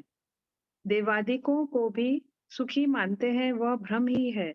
उनके चौथी इच्छा की मुख्यता है, इसलिए आकुलित हैं। इस हाँ, प्रकार पढ़िए इसको। इस प्रकार जो इच्छा होती है वह मिथ्यात्व, अज्ञान, असंयम से होती है, तथा इच्छा है सो आकुलतामय है, और आकुलता है वह दुख है। इस प्रकार सर्व संसारी जीव नाना दुखों से पीड़ित ही हो रहे हैं। हाँ, देखिए यहाँ पर सीधा सीधा निष्कर्ष पूरे प्रकरण का कह दिया कि आकुलता अर्थात दुख का संबंध इच्छा से है। तीव्र कषाय से जिसके इच्छा बहुत हो तो दुखी बहुत है, और जिसके इच्छा थोड़ी है तो सुखी कहते हैं। अब यहाँ पे कंपैरेटिवली भी कहा जाएगा, क्योंकि मतलब वो देखा जाएगा डिग्री, कषाय की कितनी तारतम्यता है, कषाय का कितना लेवल है। जितनी अधिक आकुलता उतना ज्यादा, मतलब जितनी अधिक इच्छा उतनी ज्यादा आकुलता, और कम आकुलता वाले को, कम इच्छा वाले को तीव्र वाले की अपेक्षा से सुखी कह देते हैं। पर सुखी परमार्थता तो कब होगा, जब पूरी तरह से इच्छा मिटती है, अर्थात जब मुक्त होता है, जब मोक्ष अवस्था की प्राप्ति करता है, जब सारे हम मोक्ष मार्ग की बात करें, मोक्ष मार्ग की प्राप्ति करता है, तब ही पूरी तरह से सुखी होता है। इस तरह से देवादिकों को भी सुखी मानना भ्रम है। ये बिल्कुल हाईलाइट करने योग्य बात है कि देवों के भी सुख मानना भ्रम है। इस तरह से दुख का संबंध मिथ्यात्व, अज्ञान, असंयम से बताया, और ये जीव के दुख का कारण भी बताया। अब यहाँ तक अपना दुख का कारण हुआ है। अब सुख कैसे हो? आपने बहुत बातें बता दी, दुख दुख दुख। दुख को इतना बताने की जरूरत ही नहीं थी, हम तो पहले ही दुखी थे, और आपने दुख को हाईलाइट कर दिया। ये तो ऐसा हो गया जैसे जले पे नमक छिड़क दे, कि पहले ही दुखी थे और आपने और बता दिया, और सबके सामने। पर ये हम नहीं बता रहे हैं, ये तो ग्रंथों में बताया, और इसका प्रयोजन है कि यदि हमें दुख की पहचान नहीं होगी तो दुख लगेगा नहीं, भासेगा नहीं, और दुख भासता नहीं है तो दुख मिटाने का उपाय भी नहीं है। अब आपने दुख बताया, अब सुख तो बताइए, सुख कहाँ से आए? तो बहुत ही सरल प्रकरण है, 72 पेज। सरिता जी आप कंटिन्यू कीजिए, मोक्ष सुख और उसकी प्राप्ति का उपाय। कोई प्रश्न है अजय जी?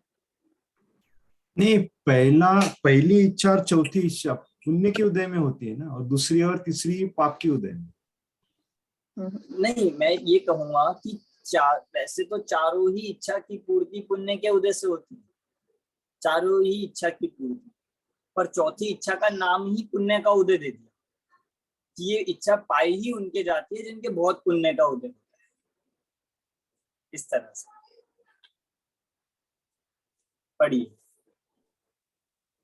अब जिन जीवों को दुख से छूटना हो वे इच्छा दूर करने का उपाय करो, तथा इच्छा दूर तभी होती है जब मिथ्यात्व, अज्ञान, असंयम का अभाव हो और सम्यक दर्शन, ज्ञान, चारित्र्य की प्राप्ति हो। इसलिए इसी कार्य का उद्यम करना योग्य है। ऐसा साधन करने पर जितनी जितनी इच्छा मिटे उतना उतना दुख दूर होता जाता है, और जब मोह के सर्वथा अभाव से सर्व इच्छा का अभाव हो तब सर्व दुख मिटता है, सच्चा सुख प्रकट होता है, तथा ज्ञानावरण, दर्शनावरण और अंतराय का अभाव हो तब इच्छा के कारणभूत क्षयोपशमिक ज्ञान दर्शन का तथा शक्तिहीन पने का भी अभाव होता है। अनंत ज्ञान दर्शन वीर्य की प्राप्ति होती है, तथा कितने ही काल पश्चात अघाती कर्मों का भी अभाव हो तब इच्छा के बाह्य कारणों का भी अभाव होता है, क्योंकि मोह चले जाने के बाद किसी भी काल में कोई इच्छा उत्पन्न करने में समर्थ नहीं थे।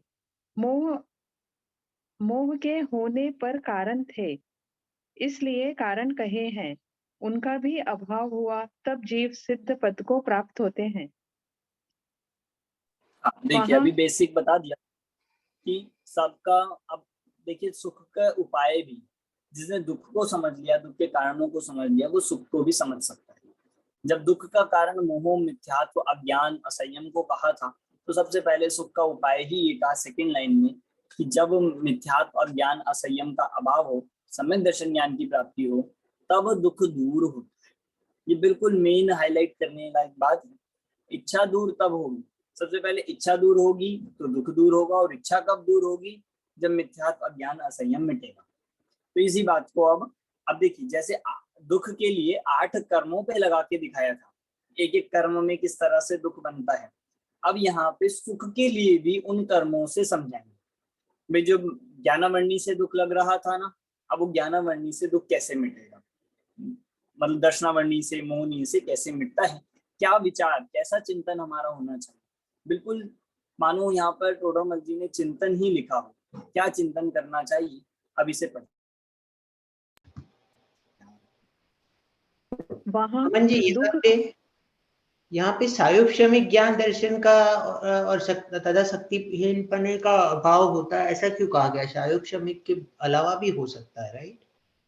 नहीं, क्योंकि जब तक संसार अवस्था की बात है, क्योंकि यहाँ पे हम ग्रेजुअली बात कर रहे हैं कि जैसे जैसे धीरे धीरे कषाय मिटेगी, वैसे वैसे क्या होगा, सुख बढ़ेगा। तो ये जो धीरे धीरे बढ़ने घटने की अवस्था है, छापशमिक में ही देखी जाती है। छापशमिक ज्ञान, यहाँ छापशमिक सम्यक और चारित्र की बात नहीं है, ज्ञान की बात है, क्योंकि छापशम ज्ञान तो हर जीव को है ही। तो यहाँ कह रहे हैं जैसे जैसे इच्छा मिटेगी, कर्म का उदय मिटता है, वैसे वैसे छापशमिक ज्ञान बढ़ेगा, ज्ञान बढ़ेगी तो उसको यहाँ कह रहे हैं उस तरह से शक्ति की प्राप्ति होगी। और वो ज्ञान बढ़ते बढ़ते जब हम देखते हैं, जब पूरा ज्ञान हो जाता है, मतलब पूर्ण हम इसको कहेंगे पूर्ण क्षम, तो क्या थे, जब पूरी तरह से कर्म का उदय नष्ट हो जाता है तो पूर्ण ज्ञान हो जाता है और पूरा दुख मिट जाता है। इसीलिए ज्ञान को दुख से, मतलब ज्ञान का संबंध सुख दुख से जोड़ा गया है। यहाँ पे सयुक्षम ज्ञान के लिए कहा गया है, दर्शन के लिए। ज्ञान और ज्ञान दर्शन की बात है, सम्यक और चारित्र की बात नहीं। चलिए पढ़िए जी। वहाँ दुख का तथा दुख के कारणों का सर्वथा अभाव होने से सदाकाल अनुपम, अखंडित, सर्वोत्कृष्ट आनंद सहित अनंत काल विराजमान रहते हैं, वही बतलाते हैं। ज्ञानावरण दर्शनावरण का क्षयोक्षम होने पर तथा उदय होने पर मोह द्वारा एक एक विषय को देखने जानने की इच्छा से महाव्याकुल होता था। अब मोह का अभाव होने से इच्छा का भी अभाव हुआ, इसलिए दुख का अभाव हुआ है। तथा ज्ञानावरण दर्शनावरण का क्षय होने से सर्व इंद्रियों को सर्व विषयों का युगपत ग्रहण हुआ, इसलिए दुख का कारण भी दूर हुआ है, वही दिखाते हैं। जैसे नेत्र द्वारा एक एक विषय को देखना चाहता था, अब त्रिकालवर्ती त्रिलोक के सर्व गुणों वर्णों को युगपत देखता है। कोई बिन देखा नहीं रहा जिसके देखने की इच्छा उत्पन्न हो। इसी प्रकार स्पर्शनादि द्वारा एक एक विषय का ग्रहण करना चाहता था, अब त्रिकालवर्ती त्रिलोक के सर्व स्पर्श रस गंध तथा शब्दों का युगपत ग्रहण करता है। कोई बिना ग्रहण किया नहीं रहा जिसका ग्रहण करने की इच्छा उत्पन्न हो। देखिए यहाँ इतना सिंपल करके बता दिया कि जब ज्ञानावर्णी दर्शनावर्णी का उदय चल रहा था, जब कम जानना हो रहा था तो दुख था, थोड़ा थोड़ा जानना हो जाता है तो इसको बहुत सुख लगता है। और जब पूरा ज्ञानावर्णी मिट जाएगा, जब पूरा दर्शनावर्णी मिट जाएगा तो कितना सुख हो। हमें थोड़ी सी किसी की कुछ बात पता लग जाती है तो हमें इतना आनंद आता है, थोड़ा यहाँ क्या हो रहा है, यहाँ क्या हो रहा है, ये पता लग जाए तो हमें इतना मजा आता है। जब पूरी बातें पता लग जाएगी, पूरा ज्ञानावर्णी दर्शनावर्णी मिट जाएगा तो कितना आनंद आएगा। तो ये कह रहे हैं तो उससे सुख की प्राप्ति होगी। पर ज्ञानावर्णी का अभाव कब होगा, जब पहले ये जीव वीतरागी होता है या पहले सर्वज्ञ होता है? पहले वीतरागी होता है या सर्वज्ञ? वीतरागी। पहले वीतरागी होता है।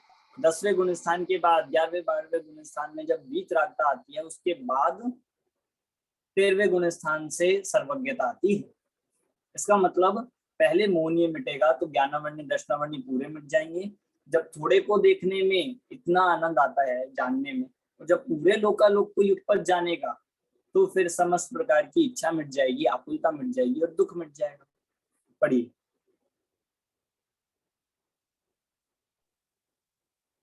यहाँ कोई कहे कि शरीर आदि बिना ग्रहण कैसे होगा?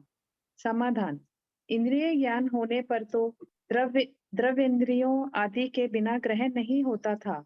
अब ऐसा स्वभाव प्रकट हुआ कि बिना इंद्रियों के ही ग्रहण होता है। यहाँ कोई कहे कि जैसे मन द्वारा स्पर्श आदि को जानते हैं, उसी प्रकार जानना होता होगा। त्वचा, जिह्वा आदि से ग्रहण होता है, वैसे नहीं होता होगा। सो ऐसा नहीं है, क्योंकि मन द्वारा तो स्मरण आदि होने पर अस्पष्ट जानना कुछ होता है। यहाँ तो जिस प्रकार त्वचा, जिह्वा इत्यादि से स्पर्श रसादिक का, स्पर्श करने पर, स्वाद लेने पर, सूंघने, देखने, सुनने पर जैसा स्पष्ट जानना होता है, उससे भी अनंत गुना स्पष्ट जानना उनके होता है। देखिए, यहाँ अब एक प्रश्न आया कि भाई जब हम भगवान बन जाएंगे, शरीर का अभाव हो जाएगा, तो शरीर के बिना कैसे ग्रहण होगा? बताओ, शरीर के बिना जाना जा सकता है कि नहीं? तो यहाँ कह रहे हैं इंद्रिय ज्ञान तो इंद्रियों से होता है, इंद्रिय ज्ञान तो द्रव्य इंद्रियों के बिना नहीं होता। और जब ऐसा स्वभाव प्रकट हो गया है, जब इंद्रियों की आवश्यकता ही नहीं है, जब वे अतीन्द्रिय हो गए हैं, अतीन्द्रिय ज्ञान की प्राप्ति हो गई है, तो फिर उन्हें किसी भी प्रकार की इंद्रियों की आवश्यकता ही नहीं है। फिर कोई कहे कि जैसे मन द्वारा स्पर्श आदि को जानते हैं, उसी प्रकार जानना होगा। भाई जैसे हम मन में सोच रहे हैं, तो केवली भगवान मन से तो जानते होंगे कि नहीं? भगवान मन से जान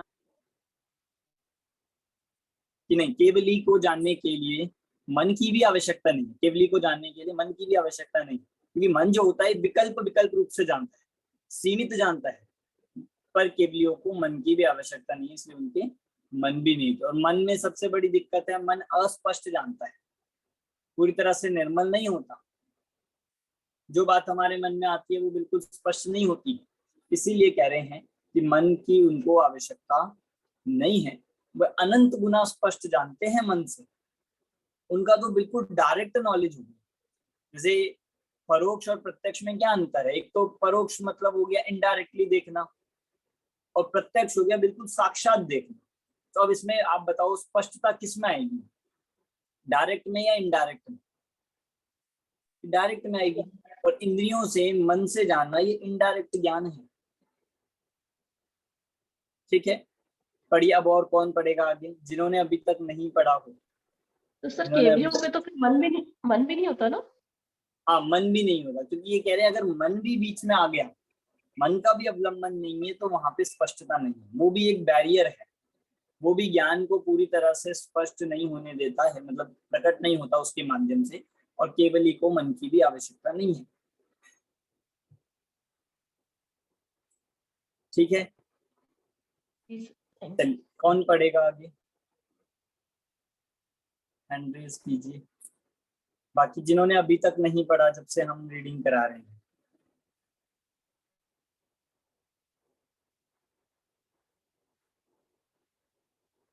हाँ, शिखा जी पढ़िए आप।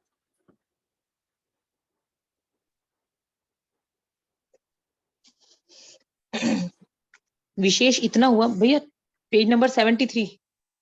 हाँ, 73 सेकंड करेगा।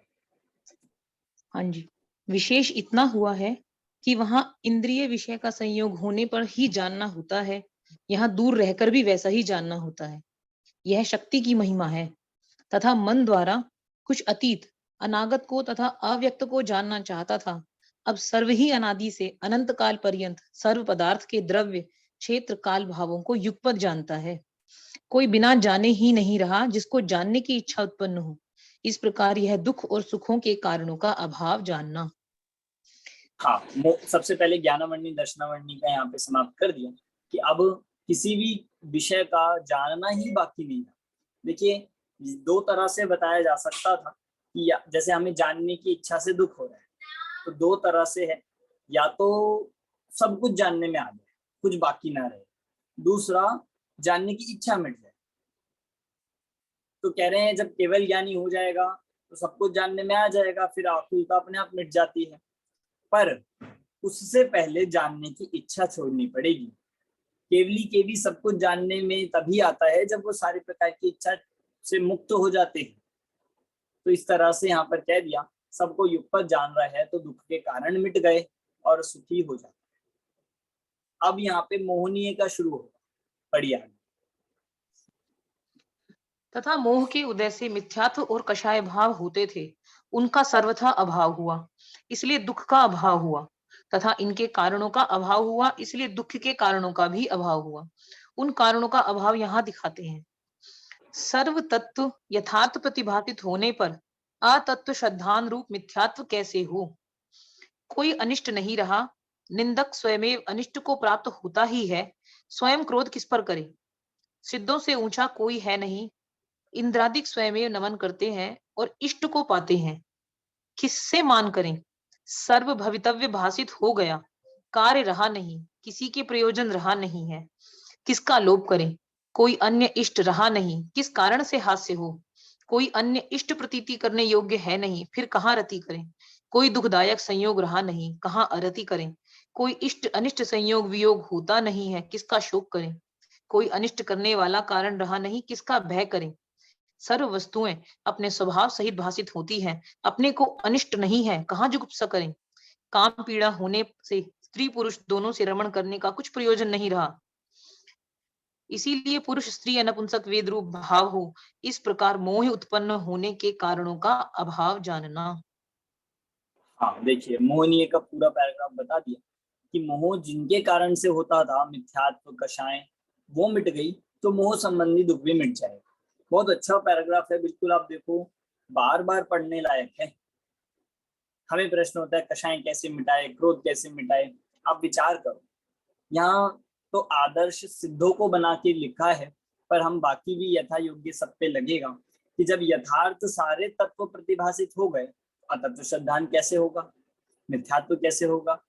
कोई अनिष्ट नहीं रहा, कोई निंदक नहीं रहा, तो क्रोध किस पे करे? कोई मेरी निंदा कर ही नहीं सकता, कोई मेरा अनिष्ट कर ही नहीं सकता, क्रोध किस पे करे? ऊंचा मुझसे कोई नहीं है, मतलब सिद्धों से ऊंचा कोई नहीं है। सिद्धों के अगर स्वरूप पे लगा के देखें तो अब मान की भी बात नहीं है। जब इंद्र आदि भी नमन करते हैं, इष्ट होते हैं, तो मान किससे करें? कार्य करने के लिए लोभ की आवश्यकता नहीं है, भवितव्यता से कार्य होगा। कुछ इष्ट ही नहीं बचा, सबको इष्ट मानने की बुद्धि ही मिट गई है, तो हास्य नहीं होगा, रति नहीं होगा, अरति नहीं होगी, कोई किसी प्रकार की संयोग वियोग नहीं होगे, कोई संयोग वियोग नहीं होता, इसलिए शोक किसकी बात का करें? कोई भय उत्पन्न करने का नहीं है, तो भय नहीं है, जुगुप्सा नहीं है, और स्त्री पुत्र आदि का कोई संयोग नहीं है, कोई रमण नहीं है, इसलिए वेद कषाय का भी कोई कारण नहीं बनता है। इसमें मिथ्यात्व और कषाय, कषाय में भी 9 कषाय भी ले ली है, इन सब से रहित होता है, इन सब के कारणों से रहित होता है, इसलिए जीव सुखी होता है। ठीक है, अब अंतराय। सर इसमें एक लाइन आई है कि निंदक का स्वयं भी अनिष्ट हो जाता है, इसलिए क्रोध किस पे करें? कहाँ पे आया है सर? वो जो फर्स्ट, इसी पैराग्राफ की फर्स्ट लाइन में ना, क्रोध किस पे करे? हाँ उसका हाँ, स्वयं भी अनिष्ट हो जाता है। स्वयं निंदक स्वयं अनिष्ट को प्राप्त होता ही, मतलब हाँ। अब वस्तु स्वरूप से हम विचार करते हैं तो जो हमारी निंदा करता है या हमें कष्ट पहुंचाता है, वह स्वयं कर्म के उदय से अपने अनिष्ट, मतलब उसका बुरा होने में स्वयं उसका कर्म का उदय कारण है। हमें उसकी चिंता करने की जरूरत नहीं है, ना हमें किसी के बुरे करने की जरूरत है। जो हमारा बुरा करता है या हमें कदाचित कोई निंदा करेगा, कोई कुछ अपयश अपशब्द आदि कहता है, तो उसको फल उसके कर्म देंगे, स्वयं अनिष्ट को प्राप्त होगा। इसका अर्थ ये है सबके लिए, ये हम लोगों के लिए भी है, सबके लिए ये चीज। हाँ, ये तो अपने लिए, मतलब ये सब बिल्कुल चिंतन प्रैक्टिकल ही बताया है, आप इसको लगा सकते हो, सिर्फ सिद्धों पे नहीं, यथा योग्य सब जीवों पे लगेगा। सर इसमें ऐसा आ रहा है ना कि इंद्र वगैरह खुद ही वो कर रहे हैं, तो फिर मान कहाँ से हो? तो ऐसा फील हो रहा है मुझे जैसे कि सत्य भगवान को लग रहा है कि ऑलरेडी सब लोग मुझे नमन कर रहे हैं, तो मुझे मान करने की क्या जरूरत है? सर ये चीज थोड़ी मतलब लाइन सही नहीं लग रही मुझे। यहाँ ये कहना चाहते हैं, जब आप ज्ञानावरणी मिट गया, दर्शनावरणी मिट गया, मोहनीय मिट गया, जब ऐसी उत्कृष्ट अवस्था को प्राप्त हो गया, अब मान का क्या बचा? मान तो वहां होता है जहाँ छोटे बड़े की भावना हो। जब उत्कृष्ट पद की प्राप्ति हो गई, ना अब उन्हें किसी से राग है ना द्वेष है, तो मान भी नहीं है, मान करने का प्रयोजन ही नहीं बचा। अब सिद्ध मान करके क्या करेंगे, ऐसा ये बताना चाहते हैं। ठीक है सर, ओके। अगला अंतराय अब प्रारंभ हो रहा है, अंतराय कर्म पढ़िए। भैया जी ऐसा जैसे अभी जो दीदी बोल रही थी कि सिद्धों से ऊंचा कोई नहीं है तो इसलिए मान किस लिए करें, तो ऐसा लगता है जैसे यहाँ ये पूरा पैराग्राफ हम स्थूल बुद्धि वालों के लिए दिया है कि हम लोगों को मान क्यों होता है, कि हम लोगों को ऊंचा नीचा देखते हैं तो इसलिए हमें मान होता है, तो भगवान के हमारी दृष्टि से मान नहीं है, बस इस अपेक्षा भगवान को इस तरह का विकल्प है, इस ऐसा नहीं। हाँ, मतलब अगर हम भगवान का स्वरूप विचार करते हैं तो हमें पता लगता है जब इसी दशा को प्राप्त होता है तो मिट जाते हैं। हाँ, क्योंकि जब हम ऐसी दशा को छोटा प्राप्त बड़ा, होता है हम कषाय वाले होने के कारण, स्थूल बुद्धि होने के कारण हम ये सारी चीजें फील करते हैं, ये सारी फीलिंग्स हमारे अंदर एक्सपीरियंस होती हैं, उनके अंदर किसी तरह का कोई एक्सपीरियंस नहीं है, तो इसलिए उनके प्रोस्पेक्टिव से हम इन चीजों को एक्सेप्ट नहीं कर सकते कि हाँ, उनके अंदर मान इस कारण से नहीं है, क्योंकि समझा तो जीवों को ही रहे हैं, हाँ सिद्धों जी, को हाँ तो जी, हाँ नहीं। जी, जीवों हाँ को जी, उत्कृष्ट सुख की बात सिद्धों के एग्जाम्पल से बताते हैं। हाँ जी, चलिए ठीक है, थैंक यू भैया। आगे अगला हाँ जी, तथा अंतराय के उदय से शक्तिहीन पने के कारण पूर्ण नहीं होती थी अब उसका अभाव हुआ, इसलिए दुख का अभाव हुआ, तथा अनंत शक्ति प्रकट हुई, इसलिए दुख के कारण का भी अभाव हुआ। यहाँ कोई कहे कि दान लाभ भोग उपभोग तो करते नहीं है, इसके शक्ति कैसे प्रकट हुई, इनकी शक्ति कैसे प्रकट हुई? समाधान, ये कार्य रोग के उपचार थे, रोग ही नहीं है तब उपचार क्यों करें? इसीलिए इन कार्यों का सद्भाव तो है नहीं और इन्हें रोकने वाले कर्मों का अभाव हुआ, इसीलिए शक्ति प्रकट हुई कहते हैं। जैसे कोई गमन करना चाहता था, उसे किसी ने रोका था, तब दुखी था। जब उसकी रोक दूर हुई, तब जिस कार्य के अर्थ जाना चाहता था, वह कार्य नहीं रहा, इसलिए गमन भी नहीं किया। वहां उसके गमन न करने पर भी शक्ति प्रकट हुई कही जाती है। उसी प्रकार यहाँ भी जानना तथा उनके ज्ञानादि की शक्ति रूप अनंत वीर प्रकट पाया जाता है। हाँ, देखिए यहाँ पर इतना बताया, अंतराय के लिए कहा कि अंतराय के जो कारण थे, जब उन कारणों का अभाव हुआ तो अंतराय से होने वाला दुख भी मिट गया। अब अंतराय के कारणों में क्या कहा, दान अंतराय, लाभ अंतराय, भोग अंतराय, तो सिद्धों के ये सब चीजें होती है कि नहीं? इसको अगर हम उल्टा कहे, जो दान देता है तो दान अंतराय मिटता है, भोग करे मतलब इस तरह से उसके जब अच्छे कार्य करता है तो अंतराय कर्म मिटता है। पर यहाँ पूछा जा रहा है कि भाई सिद्ध तो ना दान करते, ना लाभ किसी प्रकार का, ना भोग, तो उनकी शक्ति कैसे हो गई, उनकी प्रकटता कैसे? तो कहा कि ये कार्य रोग के उपचार थे, मतलब दान लाभ भोग कब करना पड़ रहा था, जब शक्ति व्यक्त नहीं हो रही थी। पर जिनके शक्ति ही पूर्ण हो गई है, जिनके रोग ही नहीं है, वो उपचार क्यों करें? जैसे आप भोजन कब करते हो, जब भूख लगती है, जब क्षुधा लगेगी तब भोजन करेंगे, तो हमें लग रहा है हम सुखी हैं। अब कोई कहे कि भाई सिद्ध भगवान बेचारे कितने दुखी हैं, ना भोजन भी नहीं करते हैं, तो बेचारे कितने दुखी हुए कि नहीं? सिद्ध भगवान दुखी हुए कि नहीं? भोजन भी नहीं करते हैं, खाने को भी कुछ नहीं मिलता है। तो हम इसमें क्या कहेंगे कि भोजन नहीं करते हैं तो और अच्छी बात है। क्यों? क्योंकि भोजन करना कोई उपाय नहीं था, ये तो रोग को मिटाने के लिए कर रहे थे, जो शुदा रोग था। अब जिनके रोग ही नहीं हो तो वो तो परम सुखी है। तो पहले ये बात कह दी कि जिनके इस तरह के ना गमन आगमन है, कोई भी नहीं है, शक्ति होने पर भी वे नहीं करते हैं, तो ऐसा उनके अनंत वीर्य तो पाया जाता है, पर इन कारणों का अभाव होने से वे सुखी हैं। किसी प्रकार का अंतराय कर्म नहीं है, अंतराय कर्म के कारण नहीं है, इसलिए वे सुखी हैं। आगे बढ़िए। सर मुझे ये लाइन है ना, वहां उसके गमन ना करने पर भी शक्ति प्रकट हुई कही जाती है, तो वो कैसे रिलेट हुआ, मुझे समझा नहीं। देखो ये ऊपर से हम पढ़ेंगे, एग्जाम्पल दिया है, जैसे कोई गमन करना चाहता था, जैसे आप चलना चाहते थे और किसी ने रोका, कोई रोक रहा था तो दुखी होगा, तब उसकी रोक दूर हुई तब उससे गमन करता है। मतलब जैसे किसी ने रोका हुआ है और हम नहीं जा पा रहे हैं, दुख हो रहा है, और फिर किसी ने छोड़ा और फिर वो काम हम कर पा रहे हैं। तो ऐसा यहाँ ये कहा कि गमन ना करने पर भी शक्ति प्रकट, अब उसके कारण तो दूर हो गए, मतलब अब उसको कोई रोका हुआ नहीं है, पर गमन ना करे, खुद ही गमन ना करे तो उसकी कोई दुख नहीं है। यहाँ ये कहना चाहते हैं कि पहले किसी ने रोका हुआ था तो हम गमन नहीं कर पा रहे थे, दुखी हो रहे थे, फिर गमन कर, जिनने रोका हुआ था वो कारण हट गए, पर स्वयं अपनी इच्छा से गमन ना करे। ऐसा ही कह रहे हैं सिद्धों के लिए। सिद्ध जो हैं उनके, जो संसारी जीव है पहले तो उसके कारण थे, मतलब ये अंतराय कर्म का कारण था कि उसको ना दान, ना अनंत लाभ हो रहा है, अनंत शक्ति नहीं हो पा रही है, फिर ये कारण मिट गए, पर कारण मिटने पर अब उनके किसी भी प्रकार की इच्छा ही चली गई। हमारा तो क्या है, इच्छा है पर अंतराय कर्म चलता है, अंतराय कर्म है तो हम भोग नहीं पा रहे। सिद्धों के अंतराय कर्म नहीं है और उनकी इच्छा भी सारी प्रकार की मिट गई है, मतलब वो चाहते ही नहीं है भोगना, दान लाभ भोग उपभोग करना ही नहीं चाहते हैं, पर अनंत वीर्य रूप में उनकी शक्ति फिर भी है। जी सर। पढ़िए आगे।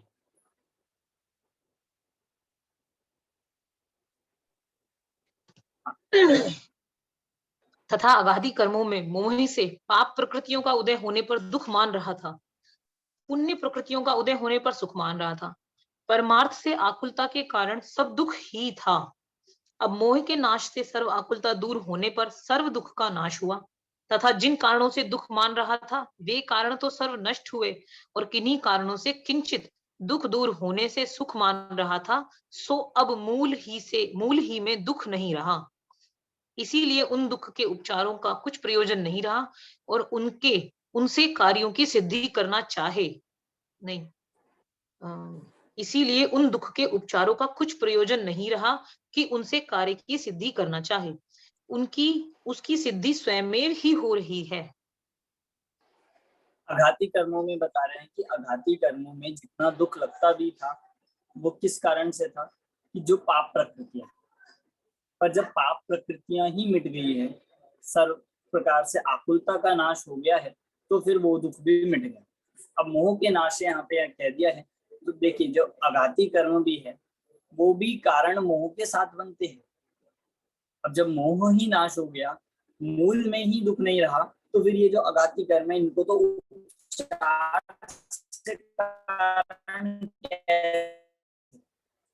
भाई मौसम खराब हो गया, शरीर में रोग आ, शरीर अच्छा नहीं है, कोई बीमारी आ गई, ये सब तो मोह के साथ इनको कारण कह रहे हैं। जब मोह ही मिट गया तो इनको भी कारण नहीं कहा जाएगा। अब इसी को विशेष बतला रहे हैं, अब आ रहा है वेदनीय कर्म।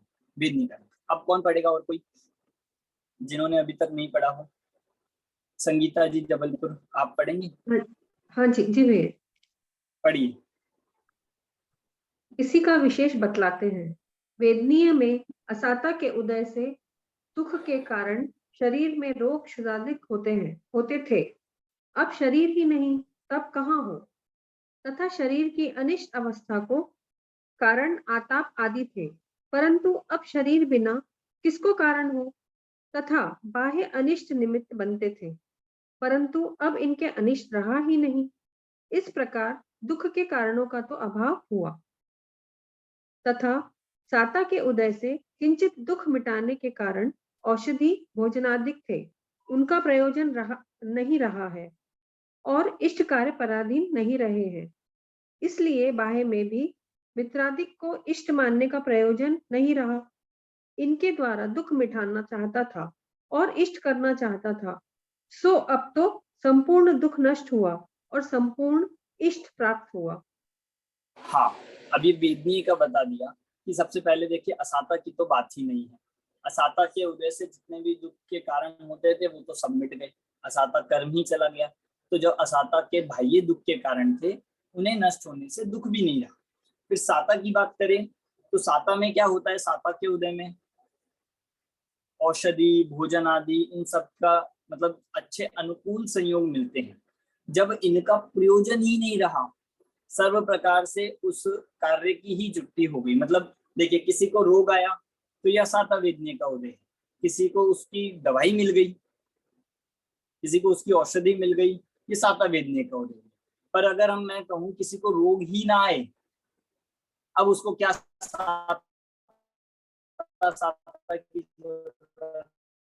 ऐसे ये कह रहे हैं ना कोई मित्र है, ना कोई शत्रु है, ना कोई रोग है, ऐसी उत्कृष्ट सिद्ध अवस्था की प्राप्ति हो गई है, संपूर्ण नष्ट हो गए हैं, तो फिर सारे इष्ट मिल गए हैं, किसी प्रकार का दुख ही नहीं बचा, सब उनकी साता ही साता है। अगर हम देखें तो सिद्धों के या जो जीव मोक्ष मार्ग में लग गए हैं उनके साता ही साता देखी गई है, और ये पूरी तरह से तो अहंत सिद्ध भगवान की अपेक्षा से कह रहे हैं। तो ये वेदनीय की अपेक्षा से यहाँ पर बताया। आप देखिए आयु पढ़िए। तथा आयु के निमित्त से जीवन मरण था, वहां मरण से दुख मानता था, परंतु अविनाशी पद प्राप्त कर लिया, इसलिए दुख का कारण नहीं रहा। तथा द्रव्य प्राणों को धारण किए कितने ही काल तक जीने मरने से सुख मानता था, वहां भी नरक पर्याय में दुख की विशेषता से वहां जाना नहीं चाहता था, परंतु अब सिद्ध पर्याय में द्रव्य प्राण के बिना ही अपने चैतन्य प्राण से सदाकाल जीता है, और वहां दुख का लवलेश भी नहीं रहा। हाँ देखिए, आयु में बता दिया, आयु में क्या दुख था कि भाई मैं मर ना जाऊं ज्यादा जीऊं, ये दुख था, ये चाहता था। और ऐसे द्रव्य प्राणों को धारण करना चाहता था जिनसे जन्म मरण मानता है, जिनसे सुख दुख मानता था। नरक में जाना नहीं चाहता था, बड़ी आयु वाली अवस्था चाहता था, तो ये पहले होता था। पर जब सिद्ध अवस्था प्राप्त कर ली, जहां जन्म मरण का ही अभाव हो गया, मरण अच्छा है कि जन्म अच्छा है, तो जब जन्म मरण का ही अभाव हो जाता है ऐसी सिद्ध अवस्था में, तो फिर कितना दुख है। तो कोई दुख नहीं है, इस तरह से कह दिया, दुख का लवलेश भी नहीं रहता। इसलिए आयु के निमित्त से जो जन्म मरण हो रहा था, अब देखो इसको एक एक से कनेक्ट करते जाना, हर कर्म का कार्य क्या है। आयु कर्म का काम है अवस्थाएं बदलना। जब आयु कर्म ही मिट जाएगा तो फिर किसी प्रकार का दुख ही नहीं है, मतलब जो जन्म से होने वाला सुख और मरण से होने वाला दुख था वो मिट जाएगा। इस तरह से आयु कर्म के जाने पर भी, आयु कर्म के कारण मिटने पर भी दुख मिट जाता है। पढ़िए आगे, नाम कर्म का आ रहा है पैराग्राफ। तथा नाम कर्म से अशुभ गति, जाति आदि होने पर दुख मानता था, परंतु अब उन सबका अभाव हुआ। दुख कहाँ से हो? तथा शुभ गति, जाति आदि होने पर किंचित दुख दूर होने से सुख मानता था, परंतु अब उसके बिना ही सर्व दुख का नाश और सर्व सुख का प्रकाश पाया जाता है, इसलिए उनका भी कुछ प्रयोजन नहीं रहा। अब सीधी सीधी बात है, नाम कर्म का तो ये मानता था कि अच्छा शरीर, अच्छी गति, अच्छा सब कुछ मिले। अब शरीर ही मिट गया है, अब इसमें क्या अच्छा बुरा, शरीर का ही अभाव हो गया है। इसीलिए जितने दुख भी थे नाम कर्म से कदाचित कुछ होते भी, तो वो भी मिट गए। शरीर ही मिट गया है, शरीर का अभाव हो गया है, तो सर्व प्रकार से दुख नाश और सुख का प्रकाश हो गया है, और नाम कर्म का कुछ भी प्रयोजन नहीं है। पढ़िए अगला, गोत्र। तथा गोत्र के निमित्त से नीच कुल प्राप्त होने पर दुख मानता था, अब उसका अभाव होने से दुख का कारण नहीं रहा। तथा उच्च कुल प्राप्त होने से सुख मानता था, परंतु अब उच्च कुल के बिना ही त्रैलोक के पूज्य उच्च पद को प्राप्त है। इस प्रकार से जीव के सर्व कर्मों का नाश होने से सर्व दुख का नाश हो गया है। हाँ देखिए, गोत्र कर्म का भी कह दिया कि नीच गोत्र दुख लगता था, उच्च गोत्र सुख लगता था। अब गोत्र ही मिट गए हैं, त्रैलोक के पूज्य पद, मतलब तीन लोक का सबसे ऊंचा पद प्राप्त कर लिया है। अब किस प्रकार का दुख, अब किस प्रकार का ऊंचा पद। तो इस तरह से गोत्र कर्म से भी कोई प्रयोजन नहीं है। सिद्धों के सर्व कर्मों का नाश होने से सर्व दुखों का नाश हो गया।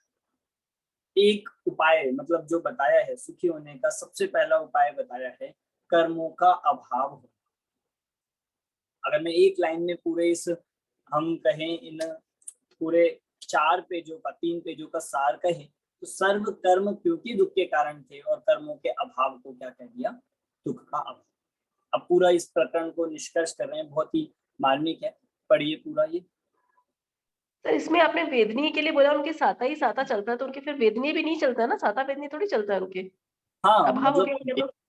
वेदनीय ही नहीं है। मैंने कहा ना कि किसी प्रकार की वेदनीय का मतलब है अनुकूल संयोग प्राप्त होना।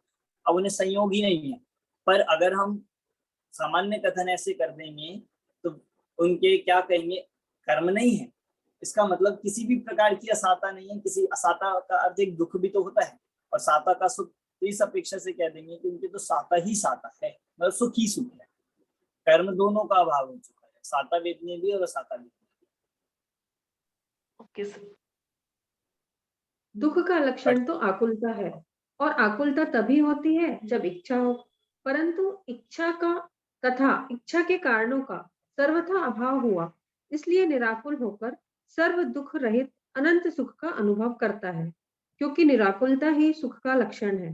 संसार में किसी प्रकार निराकुल होकर सब ही सुख मानते हैं, तथा जहां सर्वथा निराकुल हुआ वहां सुख संपूर्ण कैसे नहीं माना जाए। इस प्रकार सम्यक दर्शनादि साधन से सिद्ध पद प्राप्त करने पर सर्व दुख का अभाव होता है, सर्व सुख प्रकट होता है। हाँ, देखिए अंत में इतना कह दिया, आकुलता जितनी मिटेगी, आकुलता का संबंध है इच्छा से, इच्छा जितनी मिटती जाएगी उतनी आकुलता मिटेगी, जितनी आकुलता मिटेगी उतना दुख मिटेगा, और जहाँ सर्व प्रकार की निराकुलता है वहाँ सर्व प्रकार का सुख है, और सम्यक दर्शन आदि से सिद्ध पद प्राप्त करने पर सारे दुख मिट जाएंगे। लक्ष्य अगर सुखी होना है तो उसका मार्ग भी जानना पड़ेगा। उसका मार्ग है सम्यक दर्शन आदि पूर्वक सिद्ध अवस्था की प्राप्ति करना। तो इस तरह से दुख और दुख के मिटने का उपाय सुख का भी वर्णन यहाँ पर कर दिया। अब अंतिम उपदेश यहाँ पर क्या दे रहे हैं, बिल्कुल मानो टोडरमल जी हमें ही संबोधन कर रहे हो। बिल्कुल आप इसको बहुत ही अनुभव करते हुए सुनना, इसको बारंबार पढ़ने लायक बात है, बिल्कुल जैसे मानो हमें ही कह रहे हैं, पढ़िया। अब यहाँ उपदेश देते हैं कि हे भव्य, हे भाई, तुझे जो संसार के दुख बतलाए सो तुझ पर बीतते हैं या नहीं यह विचार, और तू जो उपाय करता है उन्हें झूठा बतलाया सो ऐसे ही है या नहीं यह विचार, वह विचार, तथा सिद्ध पद प्राप्त होने पर सुख होता है या नहीं उसका भी विचार कर। जैसा कहा है वैसी ही प्रतीति तुझे आती हो तो तू संसार से छूटकर सिद्ध पद प्राप्त करने का हम जो उपाय कहते हैं वह कर, विलंब मत कर। यह उपाय करने से तेरा कल्याण होगा। देखिए समझ आया, कुछ मार्मिक पंक्ति कह रहे हैं और टोडरमल जी हमें संबोधन कर रहे हैं, हे भव्य, हे भाई, हमने इतना वर्णन किया, इतना दुख बताया, इतना वो किया, ऐसा कुछ तुझ पे बीतता है या नहीं। ये नहीं कहा उन्होंने कि हमने कह दिया मान लो, हमने कह दिया आप बिल्कुल बिना प्रश्न करे मान लो, नहीं, ये लिखा विचार। 3 बार ये शब्द आया, विचार कर, विचार कर, विचार कर। पहले तो कहा जो हमने दुख बताए वो तुझे भाषित होते हैं कि नहीं, ऐसा तो नहीं कि लगता हो कि नहीं ये तो पता नहीं किसके दुख की बात कर रहे हैं, कौन होगा ऐसा दुखी, कि ऐसा दुख लगता है कि नहीं, ये विचार कर। फिर जो उपाय करता है, जो तू उपाय करता है वो उपाय झूठे भी बतलाए, ऐसा लगता है कि नहीं उपाय वो झूठे हैं कि नहीं, ये विचार कर। क्योंकि चलो दुख तो मान ले, पर ऐसा लगता है हम जो उपाय कर रहे हैं हम दुख को दूर करने का ही तो कर रहे हैं, तो इन उपायों की भी असत्यता बताई है, ये भी विचार कर। और सिद्ध पद प्राप्त होने पर सुख होगा या नहीं होगा, कहीं ऐसे ही तो नहीं हम पीछे पीछे सबकी मतलब भेड़ चाल में सबके कहने से कह रहे हाँ हमें सिद्ध जाना है, सिद्ध में सुख है। ये विचार कर कि सिद्ध अवस्था में सुख होता है या नहीं। अब जैसी प्रतीति आएगी, जैसा कहा, यदि जब ऐसा प्रतीति आता है जैसा मानता है, उसी समय से क्या कह रहे हैं, संसार छूटकर सिद्ध पद की प्राप्ति करेगा। हम करने का हम जो उपाय कहते हैं वह कर। चौथा काम कहा है, 3 तो कहे विचार कर, और चौथा कहा है अब जो विचार किया वो काम कर। सिर्फ विचार नहीं करते रहना, विचारों से दुख नहीं मिटेगा। अब जो बताया है, जो उपाय कहा है वह कर, विलंब मत कर, समय मत गवा। ये समय बहुत दुर्लभता से प्राप्त हुआ है। गौल समझ सुन चेत सयान, काल वृथा मत करे, काल वृथा खोने लायक नहीं है। यह उपाय करने से तेरा कल्याण होगा, ये उपाय करेगा तो तेरा कल्याण अवश्य होगा। इस तरह से तीसरे अधिकार में यहाँ पर संसार दुख तथा मोक्ष का निरूपण करने वाला ये अधिकार पूर्ण होता है। समझ आई सभी को? यहाँ जो अंतिम शिक्षा उपदेश दे रहे हैं, कोई प्रश्न इसमें किसी को? कोई प्रश्न हो तो पूछिए।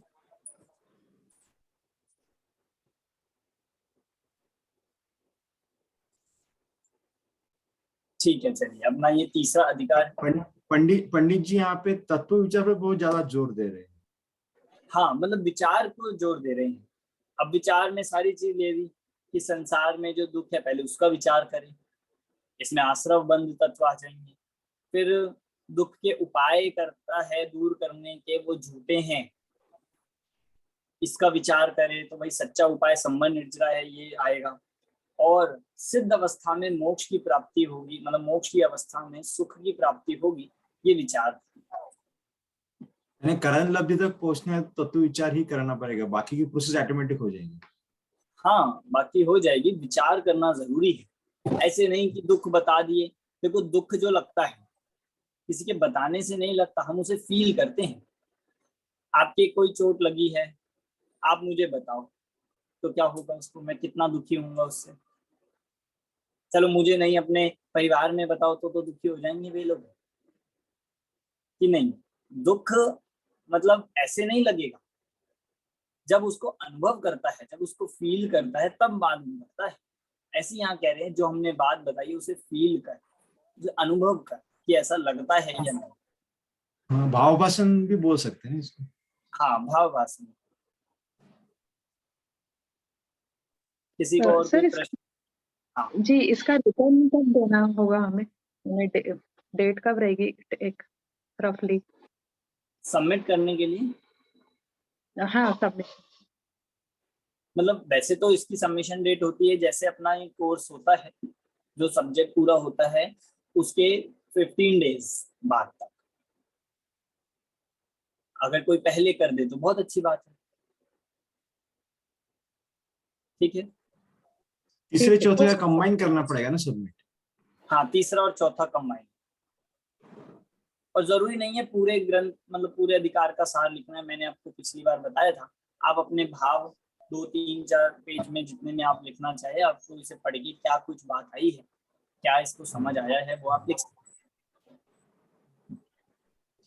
अमन जी, आज रात को क्लास लीजिए, आज या कल। आज रात में अगर रहेगी या कल रात में रहेगी तो आपको ग्रुप पे मैसेज डाल देंगे। ठीक है, समय से ही डाल देंगे जिससे आपको सूचना मिले। सर अभी कुछ जो सब्जेक्ट की बुक है ना, जैसे आप कुछ भी कहो और एक और है के, तो वो भी लिखना है हमें? नहीं, वो लिखना नहीं है, वो आप सेल्फ स्टडी में पढ़ लीजिए। ठीक है। उसमें कहानियां हैं छोटी छोटी सी, वो आप पढ़ सकते हैं। कोई प्रश्न हो तो आप पूछ लीजिए। भैया जी, जो इस बार का पेपर रहेगा हमारा, उसमें कौन कौन सी बुक्स इंक्लूड रहेंगी? मैंने ग्रुप पे एक बार डाला था, मैं दोबारा से डाल देता हूँ। नहीं, पूरा सेमेस्टर नहीं, पूरा सेमेस्टर नहीं, जो हमारा एग्जाम आएगा वो एग्जाम। हाँ, नहीं, सेमेस्टर में भी तीनों एग्जाम का डाला है। तो जो एग्जाम वन है, मैं आपको देख के बता देता हूँ।